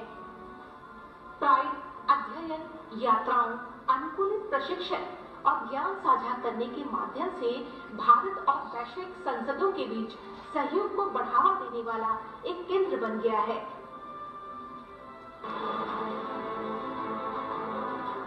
प्राइड केवल एक संस्थान नहीं, बल्कि लोकतांत्रिक मूल्यों का प्रतीक है।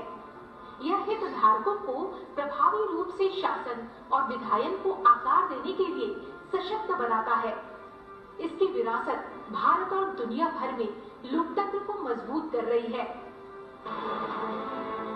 माननीय लोकसभा अध्यक्ष के निर्देशन में प्राइड ने हाल ही में हरियाणा विधानसभा के अधिकारियों और कर्मचारियों के लिए 8 और 9 जनवरी 2025 को चंडीगढ़ में एक क्षमता निर्माण कार्यक्रम आयोजित किया, जिसे सभी ने सराहा।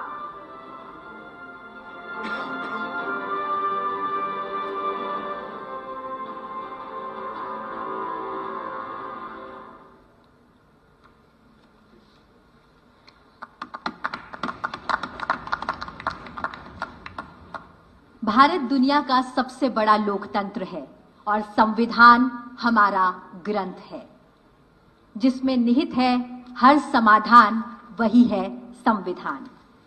अब मेरा सादर अनुरोध माननीय लोकसभा अध्यक्ष श्री ओम बिरला जी से कि मान्यवर आप मंचासीन हरियाणा के माननीय मुख्यमंत्री श्री नायब सिंह सैनी जी को संविधान की सुलेखित प्रति भेंट करने की कृपा करें।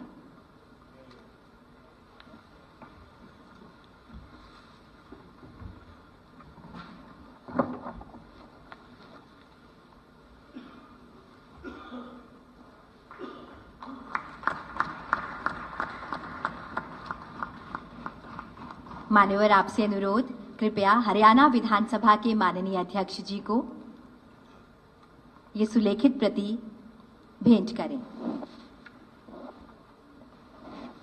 इसी क्रम में आपसे सादर अनुरोध, हरियाणा विधानसभा के माननीय उपाध्यक्ष जी को आप संविधान की सुलेखित प्रति भेंट करने की कृपा करें। डॉक्टर कृष्णलाल मिड्ढा जी। मान्यवर आपसे मेरा पुनः अनुरोध, उत्तर प्रदेश विधानसभा के माननीय अध्यक्ष श्री सतीश महाना जी को संविधान की सुलेखित प्रति भेंट करने की कृपा करें। मान्यवर मंचासीन हरियाणा विधानसभा के लीडर फ्रॉम ऑपोजिशन श्री बीबी बत्रा जी को भी संविधान की सुलेखित प्रति भेंट करने की कृपा करें।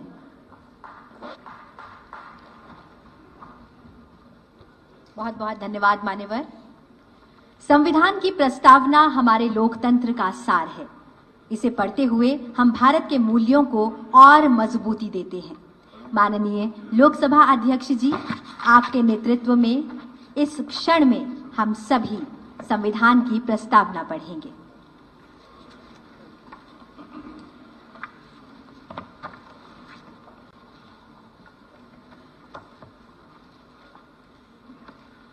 हम भारत के लोग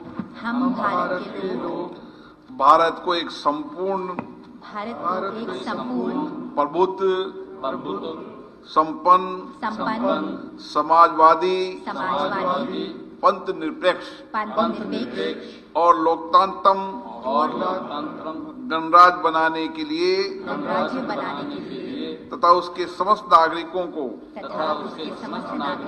सामाजिक आर्थिक और राजनीतिक न्याय विचार अभिव्यक्ति विश्वास धर्म और उपासना की स्वतंत्रता प्रतिष्ठा और अवसर की समता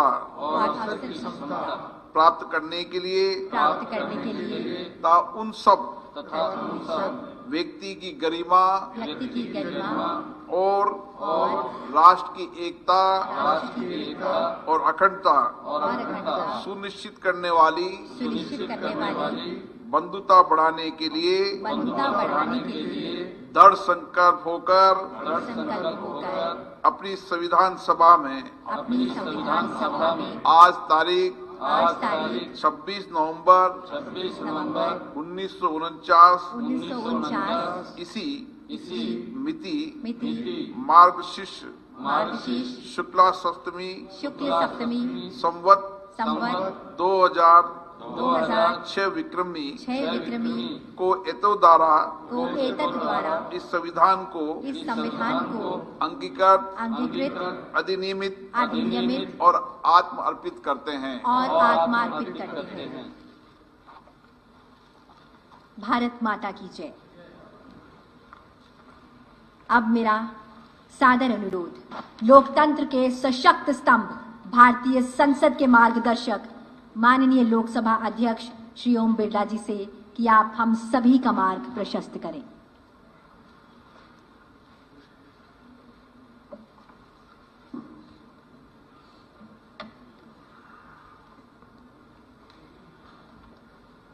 हरियाणा की इस ऐतिहासिक सांस्कृतिक विरासत की यह धरती लोकतांत्रिक मूल्यों को सशक्त शासन प्रणाली और बहुमुखी समृद्धि के लिए विख्यात हरियाणा विधानसभा में आज हमारे बीच में हरियाणा के लोकप्रिय यशस्वी मुख्यमंत्री नायब सिंह जी सैनी साहब, जिनको विधानसभा का भी अनुभव है और संसद का भी अनुभव है, मैं उनका भी इस कार्यक्रम में हार्दिक अभिनंदन करता हूं, स्वागत करता हूं। हरियाणा विधानसभा के माननीय अध्यक्ष श्री हरविंदर कल्याण जी,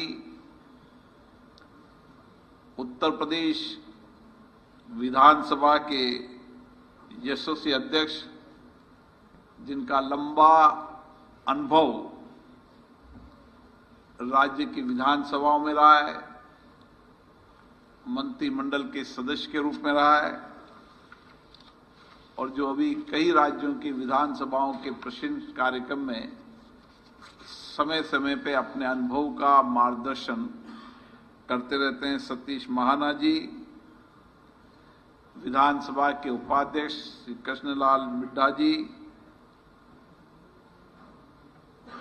प्रतिपक्ष के नेता बीबी बत्रा जी, हरियाणा सरकार के माननीय मंत्रीगण, विधायकगण, मैं आप सबका हार्दिक अभिनंदन करता हूं, स्वागत करता हूं। ये हरियाणा की धरती का इतिहास, यहाँ की सांस्कृतिक, यहाँ के आध्यात्मिक, धर्म, स्वतंत्रता सेनानी और वीरता के लिए इसकी एक अलग पहचान है। छोटा राज्य होने के बाद भी इस धरती से बहुत बड़े बड़े संदेश देश में गए हैं और देश में नहीं, दुनिया के अंदर हमारा आध्यात्मिक संदेश, हमारे कर्म दर्शन का संदेश इसी धरती से भगवान श्री कृष्ण ने अर्जुन को दिया।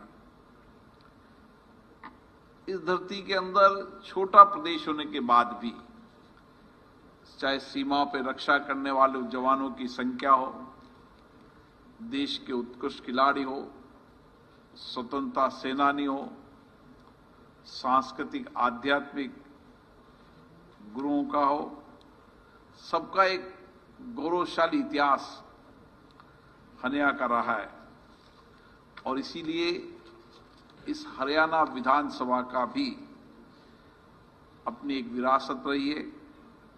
विरासत के साथ विकास एक ऐसा मॉडल है जो सभी राज्यों को एक दिशा देता है।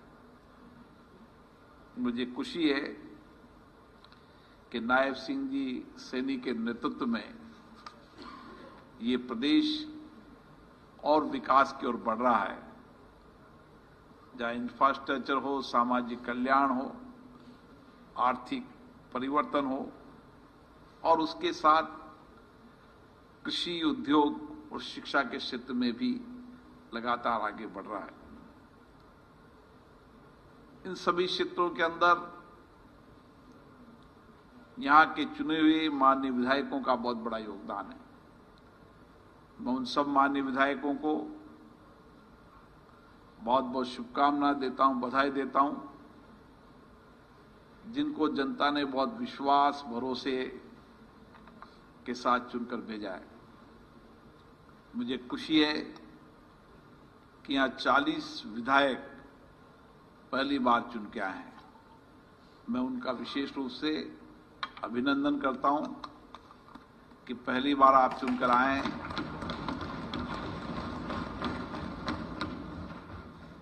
और इसलिए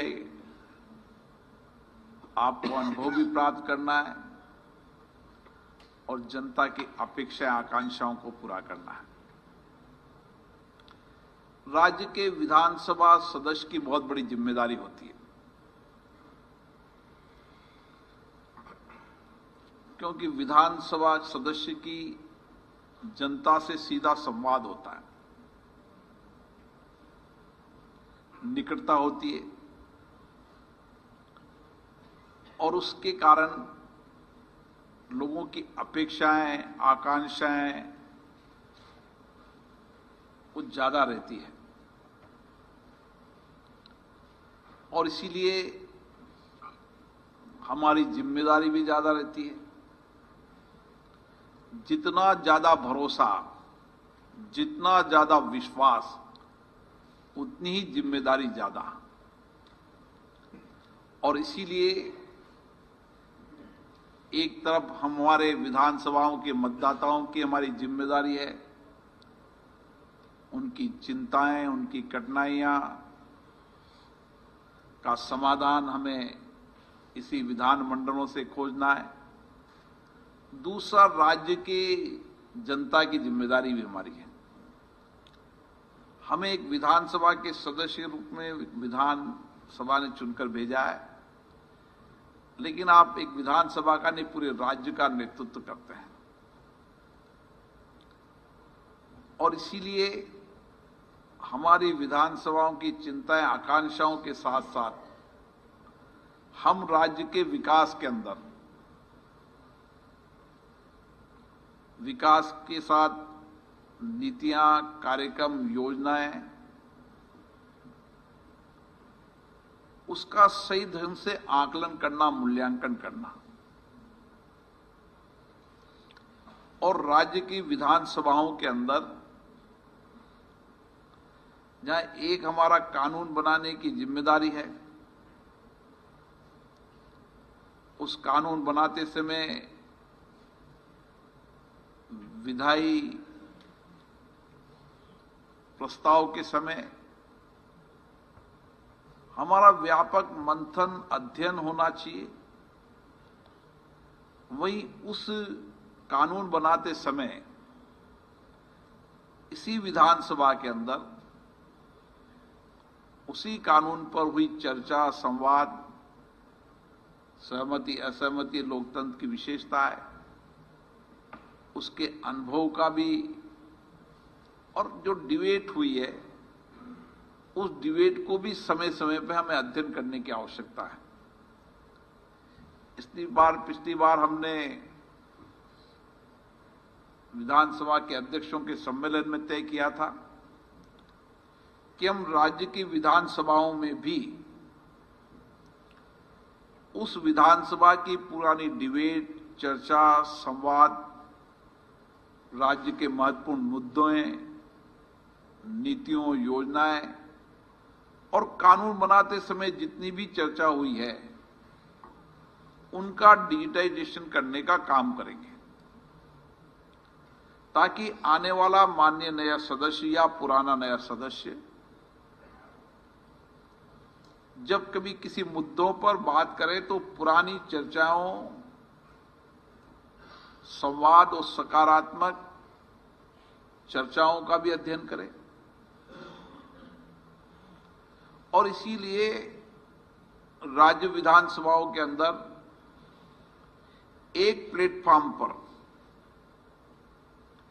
आपको आने वाले समय के अंदर देश की सभी विधानसभाओं की कार्रवाई, उनकी बजट पर डिबेट या उस राज्यों के अंदर बने कानूनों की सारी चर्चा एक प्लेटफॉर्म पर आपको मिलेगी। मेरा मानना है कि जब कभी विधानसभा के अंदर कानून बनाने के लिए चर्चा हो, उस समय कानून बनाने का जो ड्राफ्ट बनता है, जो लेजिस्लेटिव ड्राफ्टिंग होती है, उस लेजिस्लेटिव ड्राफ्टिंग के अंदर भी माननीय सदस्यों की सकारात्मक सुझाव होना चाहिए। अभी वर्तमान में हमारे सिस्टम में ब्यूरोक्रेट जो लेजिस्लेटिव ड्राफ्टिंग बनाते हैं, उस लेजिस्लेटिव ड्राफ्टिंग को हम प्लेटफॉर्म पर विधानसभा के अंदर लाते हैं या लोकसभा में लाते हैं, तो लेजिस्लेटिव ड्राफ्टिंग की कमी के कारण कई बार कानून बनाते समय उसका बहुत बड़ा इफेक्ट जनता पे भी पड़ता है, सरकार की कार्यप्रणाली में करता है। इसलिए कोशिश करना चाहिए कि जो लेजिस्लेटिव ड्राफ्टिंग है उसका प्रारूप विधानसभा के माननीय सदस्यों को परिचालित हो, और उसमें जितना हमारा अनुभव होगा लेजिस्लेटिव ड्राफ्टिंग के अंदर, उसका भी प्रशिक्षण शिविर आयोजित करेंगे, उतना ही बेहतर हम कानून बना पाएंगे, उतना ही हम कानून पर ठीक से चर्चा कर पाएंगे। और चाहे इस राज्य में चर्चा हो या कानून बनाते समय संसद में, अन्य विधानसभाओं में चर्चा हो, जब एक लेजिस्लेटिव प्लेटफॉर्म पर आप उनकी चर्चाओं को देखेंगे तो आप बेहतर चर्चा संवाद कर पाएंगे। और एक अच्छा विधायक वही होता है जो विधानसभाओं के अंदर सार्थक चर्चा करे, सकारात्मक चर्चा करे, अपने अनुभव ज्ञान के आधार पर चर्चा करे। टेक्नोलॉजी का जमाना है, इससे नए इनोवेशन के साथ चर्चा करें ताकि हम राज्य की विधानसभा से ही प्रदेश के नेता बन सकते हैं। और यही प्लेटफॉर्म है जिस पर आप राज्य के नेता बन सकते हैं। आपको चुनकर एक विधानसभा के लिए भेजा है, लेकिन अगर राज्य को नेता बनना है तो आपकी जितना बेहतर आपकी विधानसभा के अंदर कार्रवाई में आपका हिस्सा होगा, जितना बेहतर संवाद होगा, उतना ही बेहतर आप काम कर पाएंगे। इसी तरीके से नीतियों पर, योजनाओं पर भी व्यापक समीक्षा विधानसभा में होती है, वो मुद्दों के आधार पर भी होती है। तो राज्य के महत्वपूर्ण मुद्दों को अपनी अपनी राज्य विधानसभा की नियम प्रक्रियाओं का पूरा अध्ययन करना और कैसे हम राज्य के अंदर प्रदेश के मुद्दे, अपने विधानसभाओं के मुद्दों को उठा सकते हैं। जितना नियम प्रक्रियाओं का अध्ययन होगा उतना ही आप नियम प्रक्रियाओं से विषयों को उठा पाएंगे और उससे एक बहुत सकारात्मक परिवर्तन आता है। मेरा मानना है कि चाहे संसद हो, चाहे राज्य की विधानसभा हो, ये लोकतांत्रिक संस्था एक ऐसा मंच है जिससे सरकारों को भी पूरी राज्य की समस्याओं का अध्ययन हो जाता है।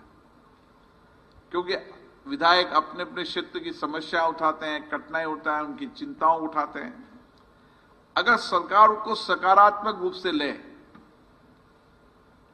और उनके उठाए प्रश्नों को भी सकारात्मक रूप से ले कि आखिर इसने प्रश्न पैदा किया है तो क्यों पैदा किया है, आखिर ये मुद्दा उठाया है तो लगातार मुद्दा उठा रहा है, लोगों की चिंता उठा रहा है, उसको अगर सरकार सकारात्मक रूप से लेती है तो आप एक बेहतर सरकार चला सकते हैं।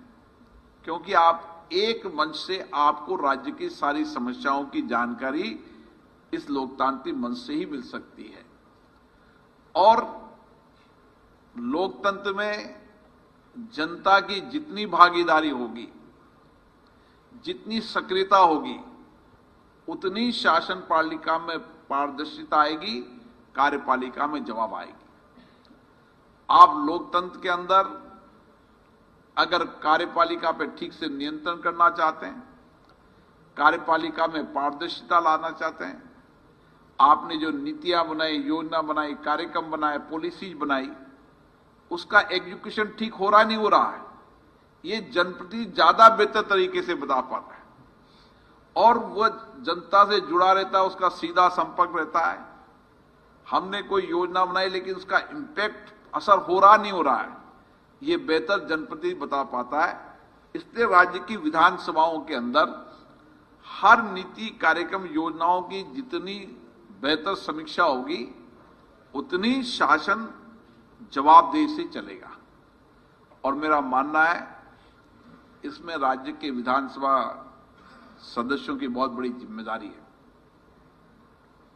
वर्तमान समय टेक्नोलॉजी का जमाना है, नए इनोवेशन हो रहे हैं और टेक्नोलॉजी इनोवेशन से जहां दुनिया के, देश की सारी संसदीय प्रणाली का ज्ञान हमें होता है,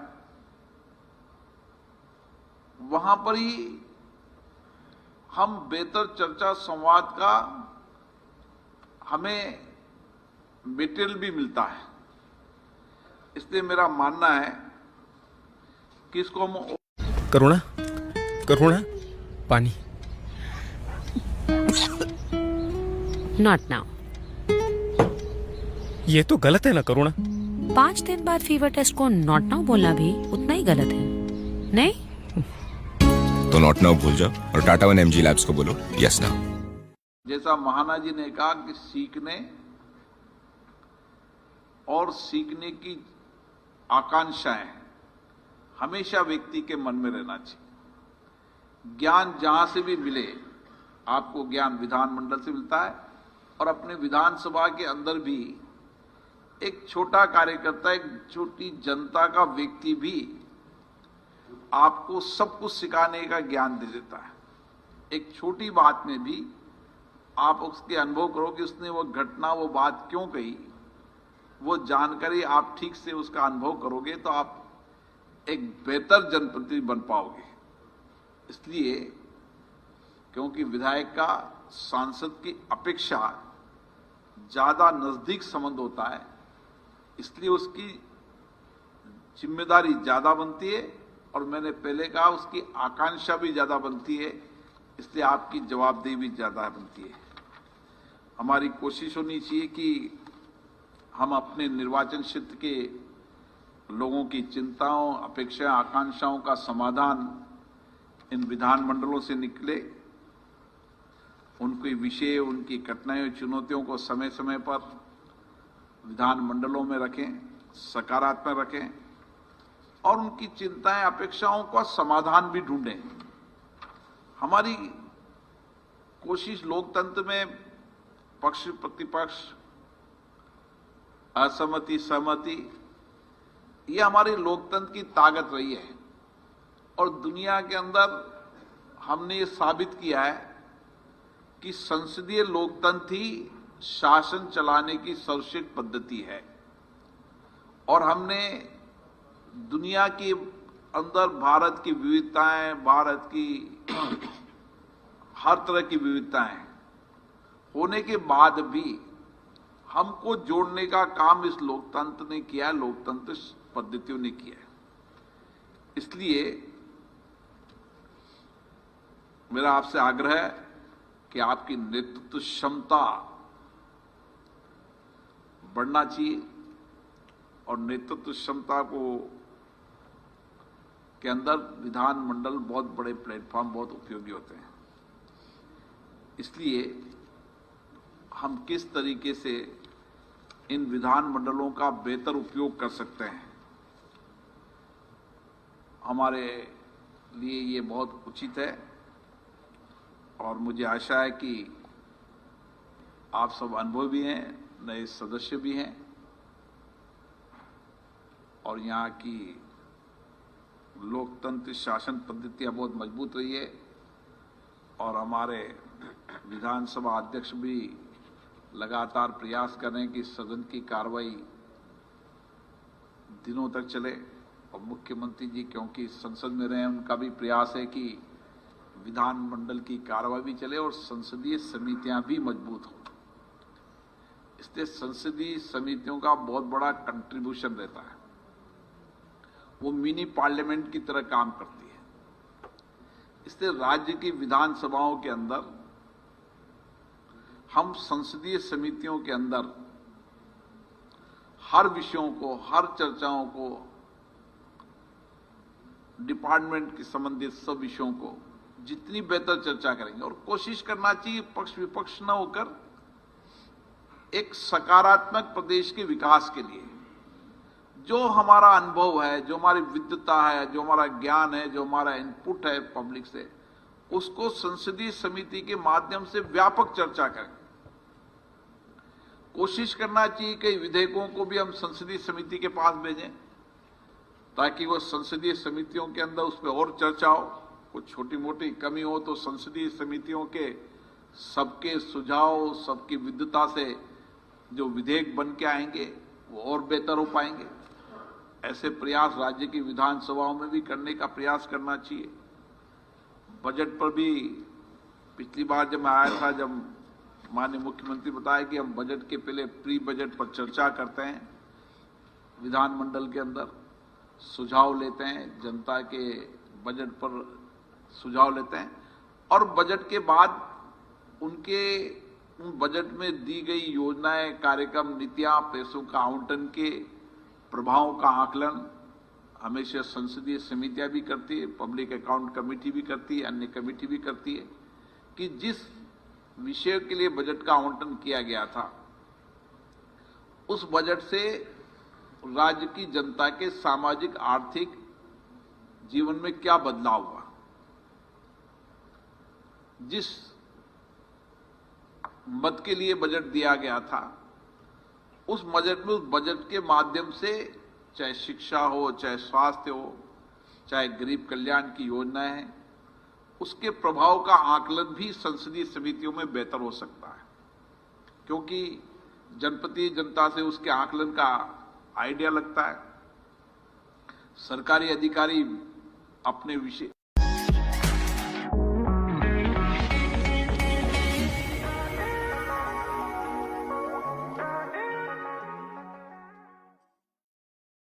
इंडिया की सबसे लेटेस्ट खबर, सनड्रॉप है टेस्टीएस्ट पीनट बटर, हनी मिला के हुआ ये वंडर, इसका टेस्ट है सबसे बेटर, बनेंगे स्ट्रॉन्ग ही एंड हर, ऐसा होगा इसका असर। टन से ज्यादा अच्छा इम्पैक्ट पड़ा, प्रभाव पड़ा, उसका आकलन का भी प्रयास इन विधानसभा की समितियों से करने का प्रयास करना चाहिए।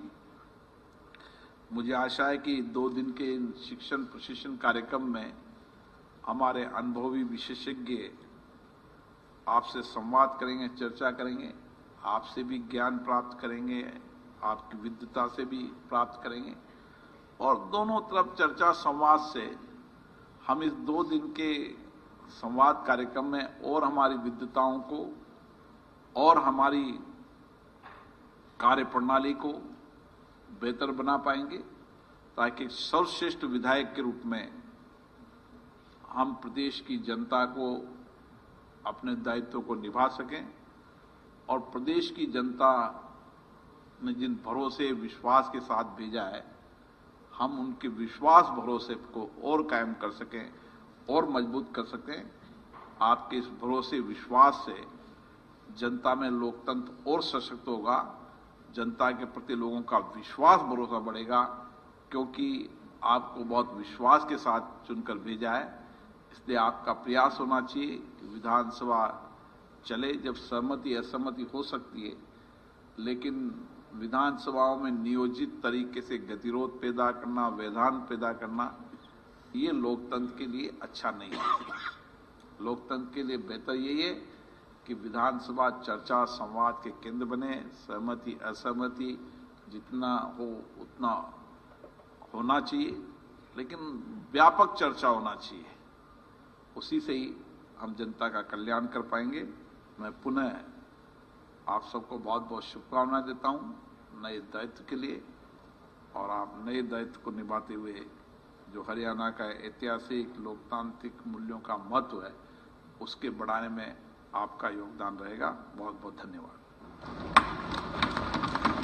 बहुत बहुत धन्यवाद मान्यवर। निश्चित रूप से सीखने की कोई उम्र नहीं होती, और सीखने का पहला कदम है शिक्षण, और ज्ञान और अनुभव को उन्नत करने का कदम है प्रशिक्षण।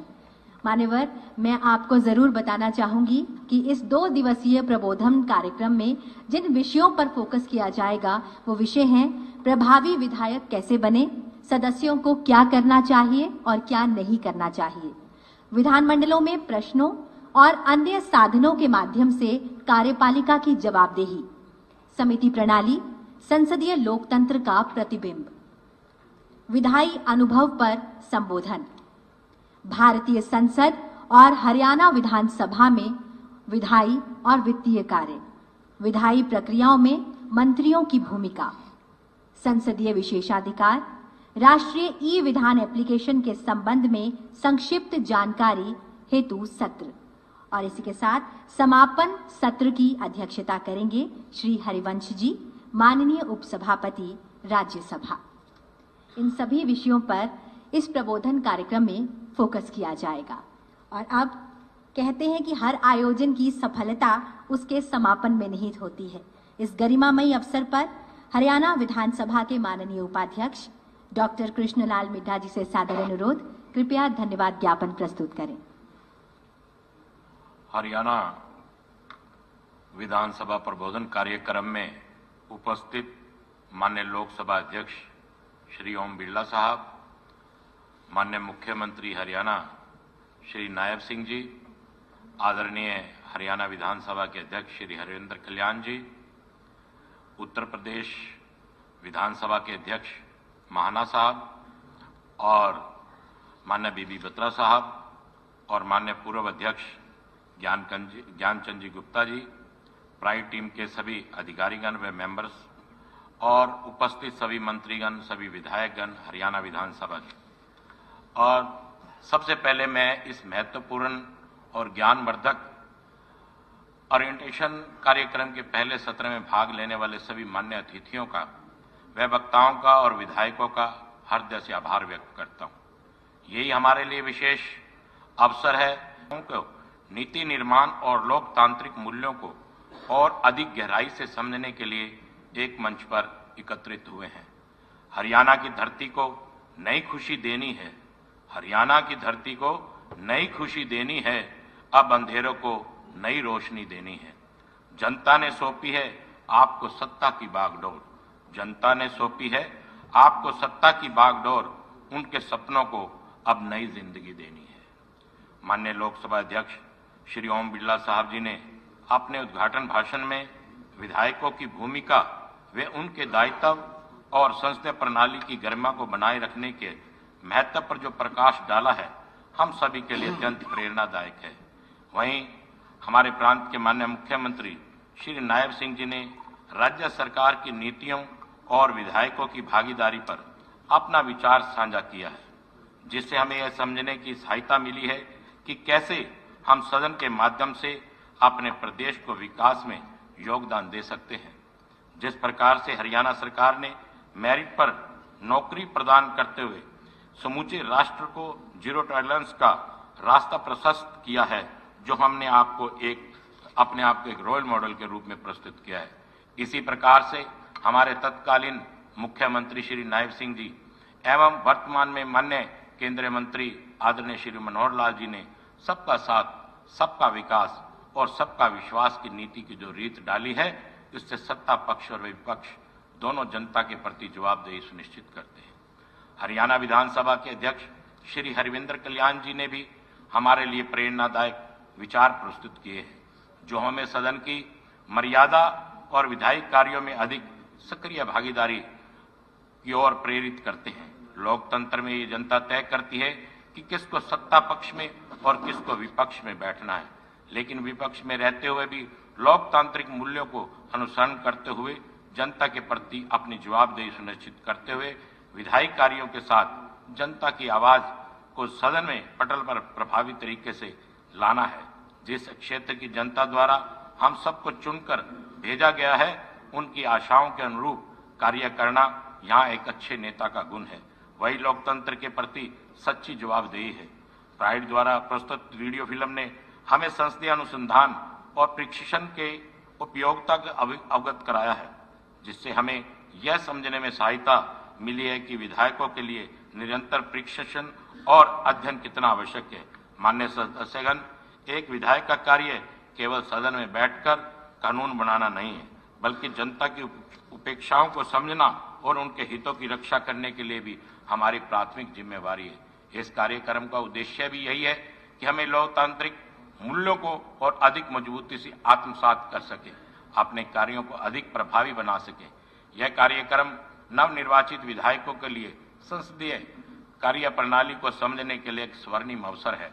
अनुभवी विधायकों के लिए एक मंच है, जहां ये अपने अनुभव साझा कर सकते हैं, उनके नए दृष्टिकोण को अपना सकते हैं। बेहतरीन होगा सबकी बेहतरी के लिए काम किया जाए, मिलके हरियाणा का देश में ऊंचा नाम किया जाए। मुझे विश्वास है कि 2 दिवसीय इस कार्यक्रम में हमारे लिए अत्यंत लाभकारी होगा और लोकतांत्रिक प्रणाली को अधिक मजबूती बनाने के लिए अधिक ज्ञान प्राप्त करेंगे। मैं सभी विधायकों का और गणमान्य व्यक्तियों को से आग्रह करता हूं कि इस 2 दिवसीय कार्यक्रम की पूरी ऊर्जा और उत्साह के साथ भाग लें, ताकि हमें इस प्रशिक्षण में अधिकतम लाभ मिल सके। बोलता नहीं आदमी उसका हुनर बोलता है, बोलता नहीं आदमी उसका हुनर बोलता है, व्यवहार ही है आपका सबके दरवाजे खोलता है। अंत में मैं इस सफल आयोजन के लिए प्राइड टीम हरियाणा का, विधानसभा के सभी अधिकारियों का, कर्मचारियों का धन्यवाद करता हूं, जिन्होंने इस कार्यक्रम को सुचारू रूप से संचालित करने के लिए अपने अमूल्य योगदान दिया है। साथ ही मैं एक बार फिर पुनः हमारे प्रांत के माननीय मुख्यमंत्री जी का भी बहुत बहुत आभार व्यक्त करता हूं और विशेष तौर पर माननीय लोकसभा के अध्यक्ष श्री ओम बिरला जी का और हरियाणा विधानसभा के अध्यक्ष श्री हरविंदर कल्याण जी का और अन्य सभी विशिष्ट अतिथियों का भी बहुत बहुत आभार व्यक्त करता हूं और मैं धन्यवाद करता हूं छायाकार पत्रकार दोस्तों का भी, जिन्होंने पूर्ण रूप से इसमें हमें विश्वास जगाया है और इस पूर्ण विश्वास यह है कि इस कार्यक्रम में हम सभी को बेहतर विधायक बनने के लिए प्रेरित करेगा और हम लोकतांत्रिक प्रक्रियाओं को और अधिक प्रभावी बनाने के लिए निरंतर प्रयासरत रहेंगे। जय हिंद, जय भारत, जय हरियाणा। बहुत बहुत धन्यवाद मान्यवर। सबका साथ, हरियाणा का विकास, जनता का विश्वास और लोकतंत्र का प्रकाश, यही मकसद है जहां से हम नए संकल्पों की ज्योत जलाएं, लोकतंत्र का मान बढ़ाएं, संविधान का हर अक्षर पढ़कर नई विधाओं को अपनाएं। आज का यह ऐतिहासिक क्षण निश्चित रूप से तस्वीरों में संजोने योग्य है। आप सभी का सादर धन्यवाद और यहाँ से मेरा आप सभी माननीय विधायक एवं गणमान्य अतिथिगण एवं मंचासीन आप सभी से मेरा सादर अनुरोध, कृपया आप सभी सेरेमोनियल गेट की ओर प्रस्थान करें ताकि हम सभी इस पल पर खास एक ग्रुप फोटो ले सकें। बहुत बहुत धन्यवाद आप सभी का इस पल को एक साथ जीने के लिए और यहाँ से एक नया संकल्प लेने के लिए कि यहाँ से अब नई दिशाएं बढ़ेंगी।